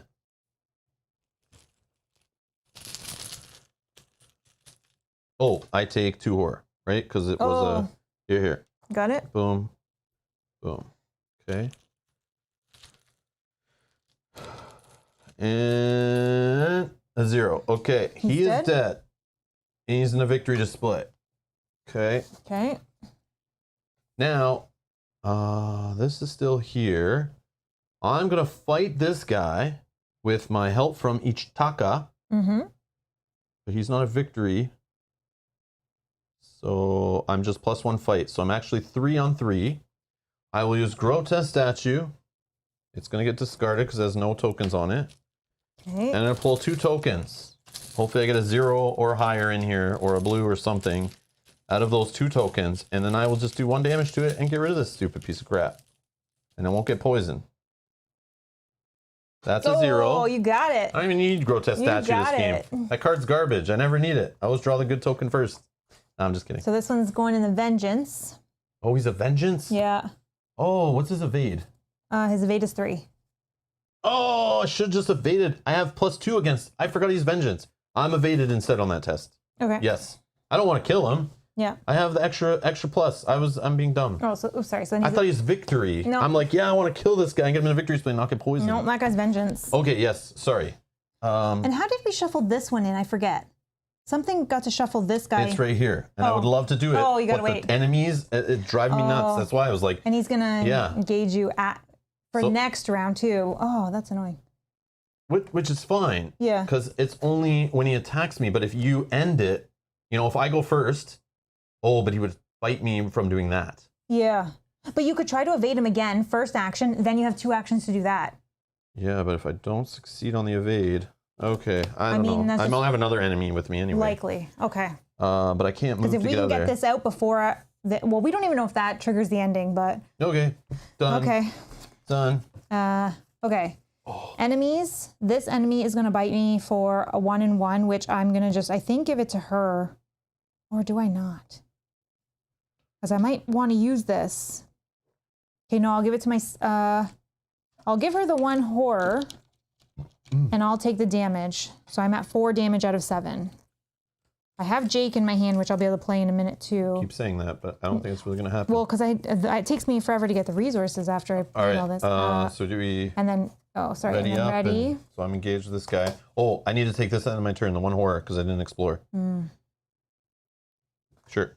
Okay. So I'm at 5 out of 8 for horror here. Okay. Oh boy. Not be bad. Drawing. Another magnifying glass. Don't think I need it. I got another Drawn to the Flame. So still, I get them and I don't need to use them. I don't think. Okay. Unless that card flips and makes us do something else dumb. All right. Hand is good. Doom on this card over here. Done. Right. You done? Yep. Draw this. Oh, it's not enemy. Revelation. It's the poison crapper one. Attached to my location at the end of the round. Okay. Maybe. If I'm still here, I'm poisoned. But if I end it before the round ends. We hope that's how it works. That's how it works. I can cancel this right now with, but I would take a horror. Oh, my move is free. Okay, yes, I think I can do it because, it's over there. All right, I'm going to put it on here. That's fine. Poison time. Please don't be an enemy. Snake. Dang it. I have medicine. Maybe I'll just take the attack of opportunity. But you can evade him, probably. Yeah, but then I don't have enough actions to end it this round. Evade. Free move. Is this cost actions? Oh, to no, do you're this? not engaged, or you're engaged still. If he's evaded, then I'm not engaged. To do this. I'm engaged with this guy. Oh, yeah, sorry. It's 1 action per token you put down. We still have many turns left. I'm canceling this thing because I can do these 2 and still get out, right? So maybe I don't cancel. Well, you have this guy engaged with you. Oh, that's right. If you cancel that, then you don't have. Yeah, then you I'm can going do to it cancel all. that and take a horror. So I'll play this for 1. Oh yeah, because I couldn't use Pathfinder because I'm engaged with this guy. Non-weakness treachery card. Cancel its revelation effect. Take a horror. Give me a 3 token. Yeah. So 2 more horror and I'm done. But I have a thermos, but again, I don't have the actions for that. Okay.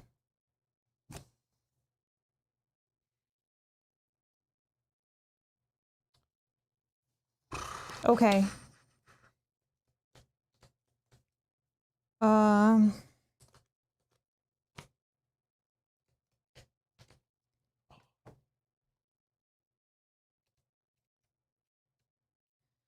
So, if I went first,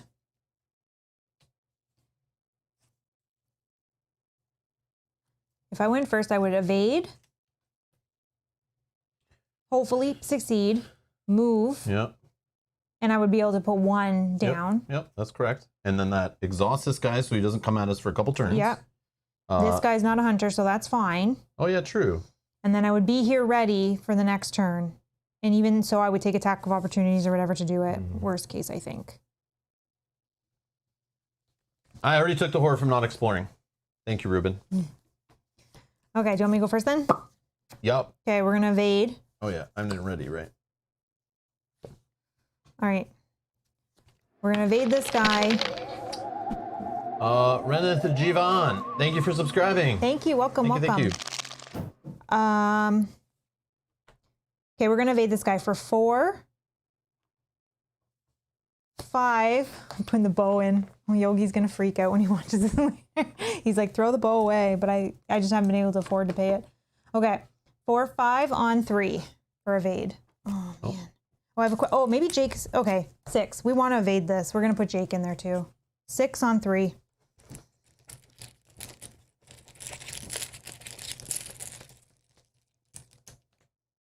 -1. We got it. Okay. He's evaded. Here. Then I'll spend action 2 to move. Oh, sorry. I'm going to say this one for this. Then I move here. I will investigate for 4, 5. 5 on 2. -2, but we got it. And then I will do this ability to spend 2 to put a pillar.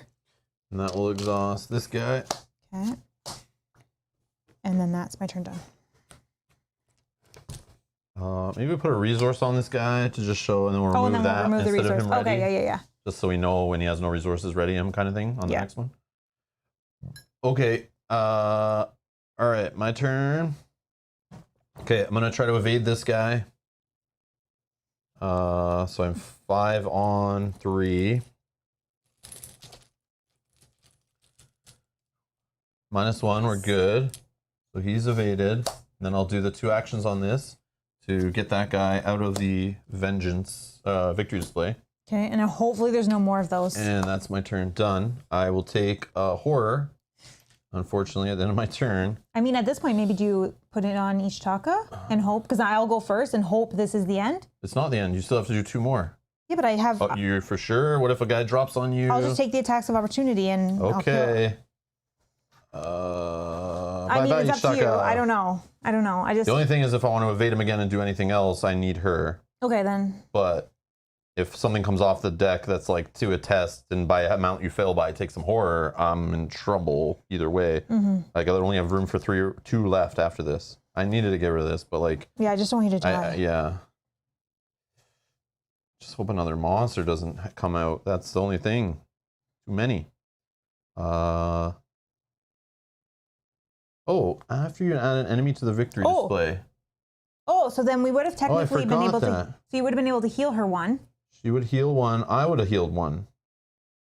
Technically... Oh, yeah. Yeah. So I killed 1 enemy, right? That guy? Yeah, this is... The other one, how'd the other one get there? This one? Yeah. How'd that guy get there? You killed this one. Did I? I didn't. Oh, yeah, because of the shrivelings, right? Yeah, I didn't kill any enemies. Yeah, so she did no horror. Then I could easily put 1 more horror on her and could have done it again. Healed it again, yeah. And then I would have 1 less. So like I should only be at like 3 horror. Yeah. Yeah, I'm forgetting this stupid thing. Oh man, I forgot that part of her ability. Okay. Yeah. So now the horror that you're taking. Yeah. These I should have been exhausting her. For those that are wondering what the hell I'm talking about here, I totally forgot about this ability too. After you add an enemy to the victory display, exhaust her for her and I to heal a horror. So we're gonna just take away 2 horror that would have, been on her over time. Yeah, because you would have just cycled this one on her. Abso-freaking-lutely, I would have done that. And then I would have healed 2 off myself. Yeah. So I think we're okay there. I don't know where this... Oh, this should be on her, though. She still has 2 damage. Yeah, I'm sitting here like I'm getting so much horror, but it's like, I have thermoses. I forgot about this, too. Yeah. I should not be so high on horror. But anyways. So I think we're okay there. Even if I miss this 1 time, I think we're okay. Yeah, that's man, Ruben, huge. I was like, I'm sitting here like, this should not be happening. Like I know I have so much horror, but it's like I knew I shouldn't have not been worrying about horror the whole scenario. That's when I got that. I wasn't so worried. Like, a couple horror, that's fine. And I missed on a shriveling once or twice. Yeah, that's fine. But yeah, whoops. Okay. Anyways, so I did that. I did this. I'm done. You're done. Monsters. Are there any attacking us? Nope. Okay, this one doesn't ready, so we'll do that. I'll remove this. This guy engages. Okay, ready myself. Then we draw. Okay. Oh no! Discover a clue. I say I don't want an enemy, and I get an enemy. Father Mateo, only hunter. Search the revelation. Search the chaos bag for the blue token, and put it on this jerk face. We've got 2 enemies. I might get a 3rd still. This is gross. Take a resource. I got it. Put a doom. Put a doom. And we'll draw off the deck. Oh, thematic. We got a snake bite coming. Revelation, test agility. If you fail, you must either choose 1. Deal 5 damage to an ally asset you control. Or take 1 direct damage. If you're not poisoned, put a poison in. Oh my god. So agility test, I have +1 off this. I have 3 here. I have nothing else. So we're doing a 4 test on 3.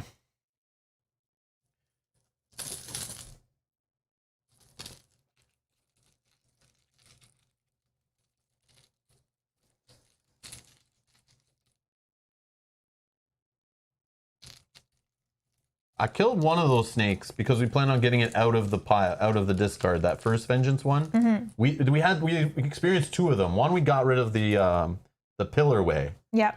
Okay, what's this? A -2. Aw. I don't remember what you If I fail, I place 1 doom at my location. Okay. So now I failed. I must choose 1. Deal 5 damage to an ally asset you control. Question: can this 5 damage? Does only 1 go there, and I have to take the other 4? Or is it like Marvel Champions? All of it gets soaked up. That I'm not sure. If I deal 5 damage to an ally asset I control, I feel like it just kills the asset. I don't know if, and none of it overkills, like spills over, but I could be wrong. I feel like that too, and I feel like it's purposely killing an ally. It's saying to an ally. Yeah. If that's the case, I don't want to be poisoned and take a damage, so I would just kill Ichitaka. But then again, Ichitaka is going to help me evade this guy. Unless we think this is the end. I hope it is. But again, I haven't drawn mine, so I don't know what I got. But will Ichitaka be mad at me for throwing a snake at her instead of me? I'm not sure. But you don't have medicine. This is what I wish I could cancel with that card. Man. Anyways. All 5 on the ally? Thank you, Nicholas. Yeah, I thought so. Totally it makes sense. It seems that way by the wording, but... All right, Ichitaka, you did well this scenario. See ya. Oh no, I found ants. Revelation. Test agility of 4. For each point you fail by, discard a random card from your hand or choose a discard a card from your play area. Okay, well, I can discard these. That's fine. So we're going with 4, 5 on 4. Edgar, Ichitaka will just eat it. Exactly. 5 on 4. I'm up by 1. -1. I was up by 1. Got it. No ants for me. Okay. Do I just go first? Yes, please. Okay, for this, is this at the end of my turn? Before I get eaten by snakes. Yeah.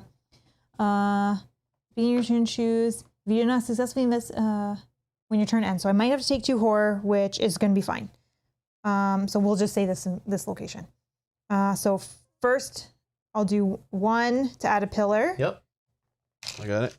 Boom. Okay. Pillar number 5. He's already exhausted, so that doesn't matter. But I did add a pillar, so he won't ready this turn. I don't know how he's worded, though. Maybe that is part of it.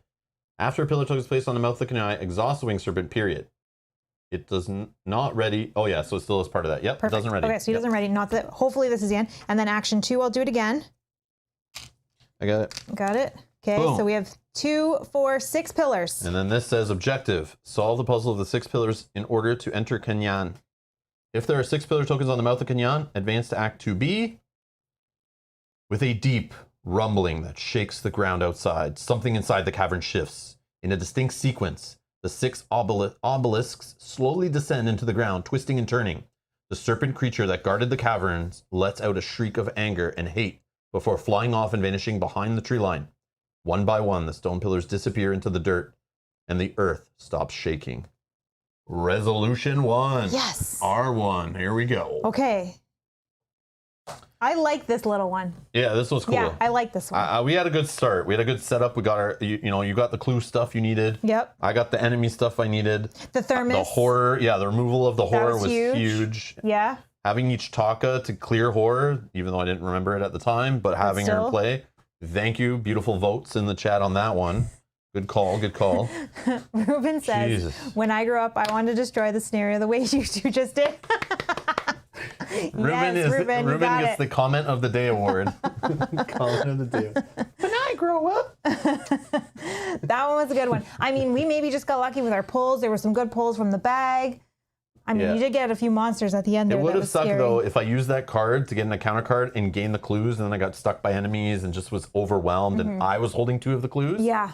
Then you would have had to have been exploring, going to the rope bridge, which who knows how that all would have connected. Yep. The rope bridge goes back to... no, it's all new. It's it goes back to the yellow. Which I thought we had out. Right up here. Oh, okay. It goes back to the green, which was the falling down healing water cavern thing. An orange heart we've never seen, and the blue tea we haven't seen. I haven't seen those. So literally to be a dead end here, you'd have to go here, get these clues, which wouldn't be bad. No, and then go back. But if you failed one of those, because you have to keep testing agility each time, which I think you'd be fine, you would have fallen down to that other one. And then this connects back to red square. Oh, it connects back to there. Connects back to here. Yeah, so it wouldn't be bad if you failed. No, it wouldn't have been terrible. Because then you would just get another location you'd have to explore, although it's harder. So that's good. This doesn't trigger because my turn technically didn't end. We ended the game before that, so that's good. That doesn't trigger. Also, compass. Compass was I was going to say that. The compass was 100%. We wouldn't have done this at all, I don't think, without the compass plays at the beginning to filter that deck. Yeah, the that's compass huge. Was... Yeah, that totally changes the difficulty curve of the scenario, I feel. All right. Yeah. If no resolution was reached, nope. Resolution 1. Swallowing your fear, you enter the cavern. In your campaign log, record that the jungle watches. Next to this, in parentheses, record the names of each card with Vengeance X in the victory display. 0. 0.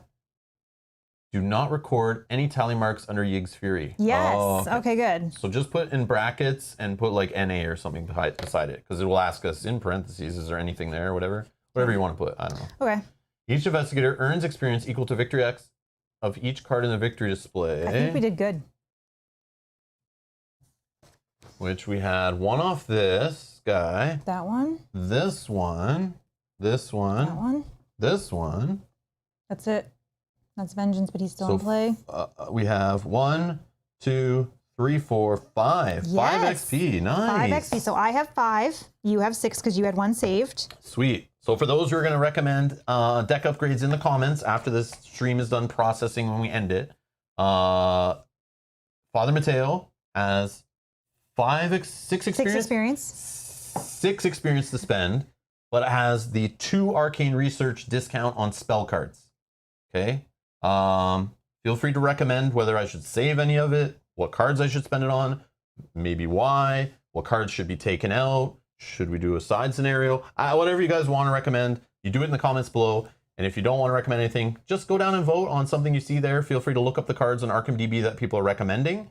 And if people recommend why they want those cards, sometimes you don't even need to look them up. Like I love when we look at Nicholas, for example, we'll put, take this card, here's why you need it, because you suck at this or you're trying to avoid this or whatever. We'll explain why, and then we'll card it to go. Bob does that too. I love it when you guys do that. Oh, they keep saying keep reading. Oh, we will. There may be Don't worry. changes to this. I'm just stopping because I know some people are going to run away. I'm just saying that's how much experience we have for that. Unless things change here. Oh, is it going to take away some? I don't know. Oh, never mind. Oh, yeah, we need to keep reading. I see what you're saying. Sorry, thanks, guys. Daniel's saying save all of it. I get why. I get why. See. Scratch everything I just said. I see. I didn't see that We got part. excited. Investigators may not spend experience or alter their decks between scenarios 5A and 5B. Jesus Christ. Well, that's kind of all that rambling I did at the start too was leave suggestions. People are going to go down if they don't watch to the end. They're going to go down and be like, "Why is there no comment?" I'll put it in a pinned comment. We cannot spend experience. Okay, but that's good. We have a lot of experience that we're going to save into the next one. Stupid. I sit there rambling about it at the beginning. I'm rambling it again, and everyone's laughing. I know you're all laughing. I love it. You're like, wait, no. I feel like an idiot. Oh, that's it. And then it just goes right into the next one. All right. So yeah. That's good. Okay. So that's good because all the ramble about we're playing in 2 days. But we rambled for like 45 minutes before even starting, maybe an hour. I don't even know. That scenario was fast. And somebody did say in the comments last week that these two, like I read it this morning, says they were a little bit shorter than normal scenarios. Mm-hmm. That one did feel fast. But still, probably we want to play them on separate days. So this will just save number 2 here for Tuesday. So in 2 days after this was live, we will be playing Heart of the Elders Part 2, which is good for a weeknight stream if it is a little shorter. Yeah, and there's no deck changes. We're just getting right into it. There's still... Oh, I see. None of our deck changes. Yeah, we don't have to worry about that, so we don't have to worry about comments. Oh, and it goes right into setup. No, read this story, make those choices, change this, put this into play. Okay. And on a high note. Yeah, exactly, Christopher. Oh, I see what you're saying. Laughing. I'm reading between those lines. I get it. If we played this one, it wouldn't be on the end of a high note. Took around 2 hours. Yeah, that was a faster one. Yeah, for us, for you guys, 2 hours to play this one is probably slow. Most people probably do it in like 60 minutes or less. But again, we ramble on stream, all that usual stuff, chatting with the chat, talking about decisions, running polls, all that stuff. We appreciate your guys' time, though, and playing along with us. So much better than playing this in 1 hour by ourselves. Yeah, for sure. 1000%. We love it. But thank you all for spending time with us. We appreciate it. And that also was a super short resolution, too. Yeah. But I understand it's because those 2 scenarios are in the same pack, and a pack can only be so thick, and they can only put like 1 sheet in there. So I guess jamming all that 2 scenarios worth of text in there and 2 scenarios worth of cards. It looks like it's going to use a lot of the same cards, but might just change up how the deck's built. But that's kind of cool. I don't know. I like this one. That was really cool. I like this stuff. I like all the ones that are in the jungle. I like that stuff. I do like these Makes me want to play Uncharted. I want to play Uncharted 4. I have not played Uncharted 4 yet. Out of all the Uncharted series, the one I still haven't played. I think that was the last one. Oh, I also haven't played the side one with the girls. I don't remember what that one was called. There's 2 Uncharted games I've not played, and playing this has literally made me like get the itch to want to play those games. Like, but I just haven't taken the time, but I should. Anyways, go ahead. Sorry. No, I was just gonna say I really like for this campaign, the choices that we made in the beginning on what we purchased with our points really affect the different scenarios, and I like that. Yeah. So playing blind is fun on this one, I think. Yeah. Do we have the compass? Do we have the canteen? Do we have the? But we did have a little bit of help with what to pick. Like I know at the beginning, everyone knows like Bob was kind of hinting, like but we're not telling you why, but you should maybe look at this or this, and you know, just to make sure you guys don't have a 2-episode scenario campaign run. But some of these things we did pick on our own, like pocket knife, for example, that you picked on your own. And then when it was like, do you have pocket knife? You're like, I do. Yes. I was like, I did. Okay, I remember picking some of the stuff. Yeah, Brian says jungle scenarios are fun, except for the snakes. Why does it always have to be snakes? Who put these mother effing snakes in my mother effing game? Yeah. Agreed. Yeah. Agreed. Why do we have snakes? Anyways, we're gonna get out of here, I guess. And yeah, we'll be back on Tuesday playing more Arkham Horror. Again on Thursday, assuming we're not dead. Yeah. And our campaign's over. We'll be playing again on Thursday. And then we're back again on Sunday playing more. So lots of Arkham Horror. You can find all those scenarios down in the video description. Expand it. You'll see the playlist section. Go find Forgotten Age. Click on that. You'll see all the upcoming episodes. You can set reminders to join us live so you don't miss them. In case they change dates or you just forget or whatever. You can also subscribe to the channel, hit the bell, turn on notifications fully. You should get a notification from YouTube on your YouTube app every time we go live or post a video, so you don't miss it. So you can do that way so you don't miss a live stream. But yeah, thanks everyone for your support. Thanks for watching. Thanks to all of those who clicked the like button. Huge help to the channel. Thanks to those who are subscribing. And a special thank you to those who support us over on Patreon or by clicking the join button down below here on YouTube and becoming a member. Thank you for all the super chats and one-off donations we get to. All the links for that stuff are down in the video description also. Thank you for the support. I don't know, anything else? Oh, and those watching Madara, I did schedule the next Madara campaign episode for Wednesday and another one on Saturday. So if you're checking out Madara stuff and following along with that, check out the playlist section at youtube.com/Rob's Gaming Table, all one word. Hit the playlist section. You'll find lots of playthroughs there to watch in the meantime while you wait for us to be live again. But yeah, thank you everyone. Enjoy the rest of your weekend and we'll see you Tuesday. Bye-bye.